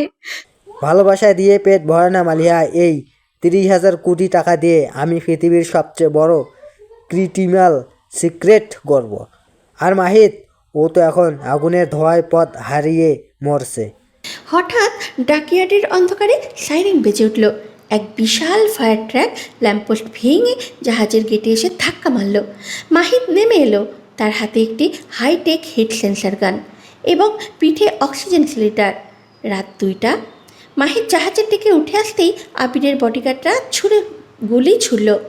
মাহিদ তার বিশেষ ফায়ার সেল্ট ব্যবহার করে গুলি আটকে দিল এবং স্মোক বোম্ব ছুঁড়ে পুরো জাহাজ ধোঁয়ায় ঢেকে দিল। ধোঁয়ার ভেতরে মাহিদ যেন এক অদৃশ্য শক্তি। আবির ভয় পেয়ে মালিহার কপালে বন্দুক ঠেকালো। থামো মাহিদ, এক পা এগোলে মারিয়া শেষ। আবির, তুই আমার ঘড়ি হ্যাক করেছিস ঠিকই, কিন্তু তুই জানিস না এই ঘড়িতে আমি একটা ইলেকট্রোম্যাগনেটিক পালস সেট করে রেখেছিলাম। তোর ট্যাবলেটটা এখন একটা অকেজ প্লাস্টিক ছাড়া আর কিছুই না। আবির চমকে গিয়ে ট্যাবলেটের দিকে তাকালো। স্ক্রিন পুরোপুরি ব্ল্যাক আউট হয়ে গেছে। টাকা ট্রান্সফার বন্ধ। আবির রাগে মালিহাকে ধাক্কা দিয়ে সরিয়ে মাহিদের উপরে ঝাঁপিয়ে পড়ল। শুরু হলো দুই ভাইয়ের মতো বড় হওয়া দুই শত্রুর মরণপণ লড়াই। মাহিদ কুড়াল দিয়ে আর আবির তার লন্ডন থেকে শেখা মার্শাল আর্ট দিয়ে লড়াই করতে লাগলো। বৃষ্টির মধ্যে দুইজনের রক্ত মিশিয়ে একাকার হয়ে গেল। মাহিদ এক সজোরে আবিরকে লাথি মেরে জাহাজের রেলিংয়ের কিনারায় ঠেলে দিল। আবির, তুই আমার বাবার বিশ্বাসে মর্যাদা দিস নি। আজ এই সমুদ্রই তোর বিচার করবে। রাত 2:45। আবির টলতে টলতে পকেট থেকে একটা ছোট গ্রেনেড বার করলো। আমি যদি না পাই তবে কেউ পাবে না। এই জাহাজ আমি উড়িয়ে দেব। মাহিদ, পালাও। মাহিদ দেখলো গ্রেনেডের পিন খোলা হয়ে গেছে। সে কোনো চিন্তা না করে আবিরকে ঝাপটে ধরল এবং এক প্রবল ধাক্কায় আবির সহ সমুদ্রের গভীরে ঝাঁপ দিল। 1 সেকেন্ড পরেই সমুদ্রের পানিতে বিশাল এক বিস্ফোরণ ঘটল। পানির নিচে আগুনের গোলা ছড়িয়ে পড়ল। মালিহা রেলিং ধরে চিৎকার করতে লাগলো। মাহিদ, নাম। মাহিদ, ফিরে এসো। সমুদ্রের জল শান্ত হয়ে এলো। শুধু ভেসে রইল কিছু কাঠের টুকরো। মালিহা কান্নায় ভেঙে পড়ল। তার মনে হলো তার পৃথিবী যেন চিরতরে শেষ হয়ে যাচ্ছে। ভোর 5:30। সূর্যের প্রথম দিগন্তে দেখা দিয়েছে। সূর্যের প্রথম আলো দিগন্তে দেখা দিয়েছে। মালিহা নিথর হয়ে ডেকের উপরে বসেছিল। হঠাৎ সমুদ্রের কিনারায় একটি হাত দেখা গেল। মাহিদ হাঁপাতে হাঁপাতে ডাঙায় উঠে এলো। তার পিঠে আবির নেই। আবির চিরতরে সমুদ্রের গভীরে তলিয়ে গেছে নিজের পাপের বোঝা নিয়ে। আমি ভেবেছিলাম তুমি আর নেই। আগুন নেভানোর দায়িত্ব আমার, মালিহা। আমি এত সহজে পড়ব না। 6 মাস পর আজ গ্রামের বাড়িতে এক বিশাল ভোজের আয়োজন। মাহিদের মা সাইলা বেগম আর মালিহার মা পাশাপাশি বসে হাসছেন। 3,000 কোটি টাকার সেই ট্রাস্ট ফান্ড এখন গ্রামের অভাবী মানুষের কল্যাণে ব্যবহার করা হচ্ছে। মাহিদ এখন শহরের সবচেয়ে বড় ফায়ার স্টেশনের প্রধান, আর মালিহা সেই হাসপাতালেই কাজ করছে। মাহিদ আর মালিহা একসাথে বাগানে দাঁড়িয়ে সূর্যাস্ত দেখছিল। মালিহা মাহিদের কাঁধে মাথা রেখে বলল, আমাদের গল্পের শুরুটা হয়েছিল আগুন দিয়ে, আজ সব শান্ত। মাহিদ তার পকেট থেকে সেই পুরনো শুকিয়ে যাওয়া গোলাপ ফুলটা বের করলো, যা সে 10 বছর আগলে রেখেছিল। সেই ফুলটা মালিহার হাতে দিয়ে বলল, আগুন আমাদের পড়িয়ে ছাই করতে চেয়েছিল, কিন্তু সে ছাই থেকে জন্ম নিয়েছে আমাদের এক নতুন জীবন। অগ্নির শিখে আজ শুধু তোমার আর আমার ছায়া। সবাই একসাথে খাওয়ার টেবিলে বসলো। চারিদিকে খুশির জোয়ার। মিস্টার চৌধুরী আর রহমান সাহেব আজীবন কারাদণ্ডে দণ্ডিত। সব অশুভ শক্তি ধ্বংস হয়েছে, ভালোবাসার জয় হয়েছে।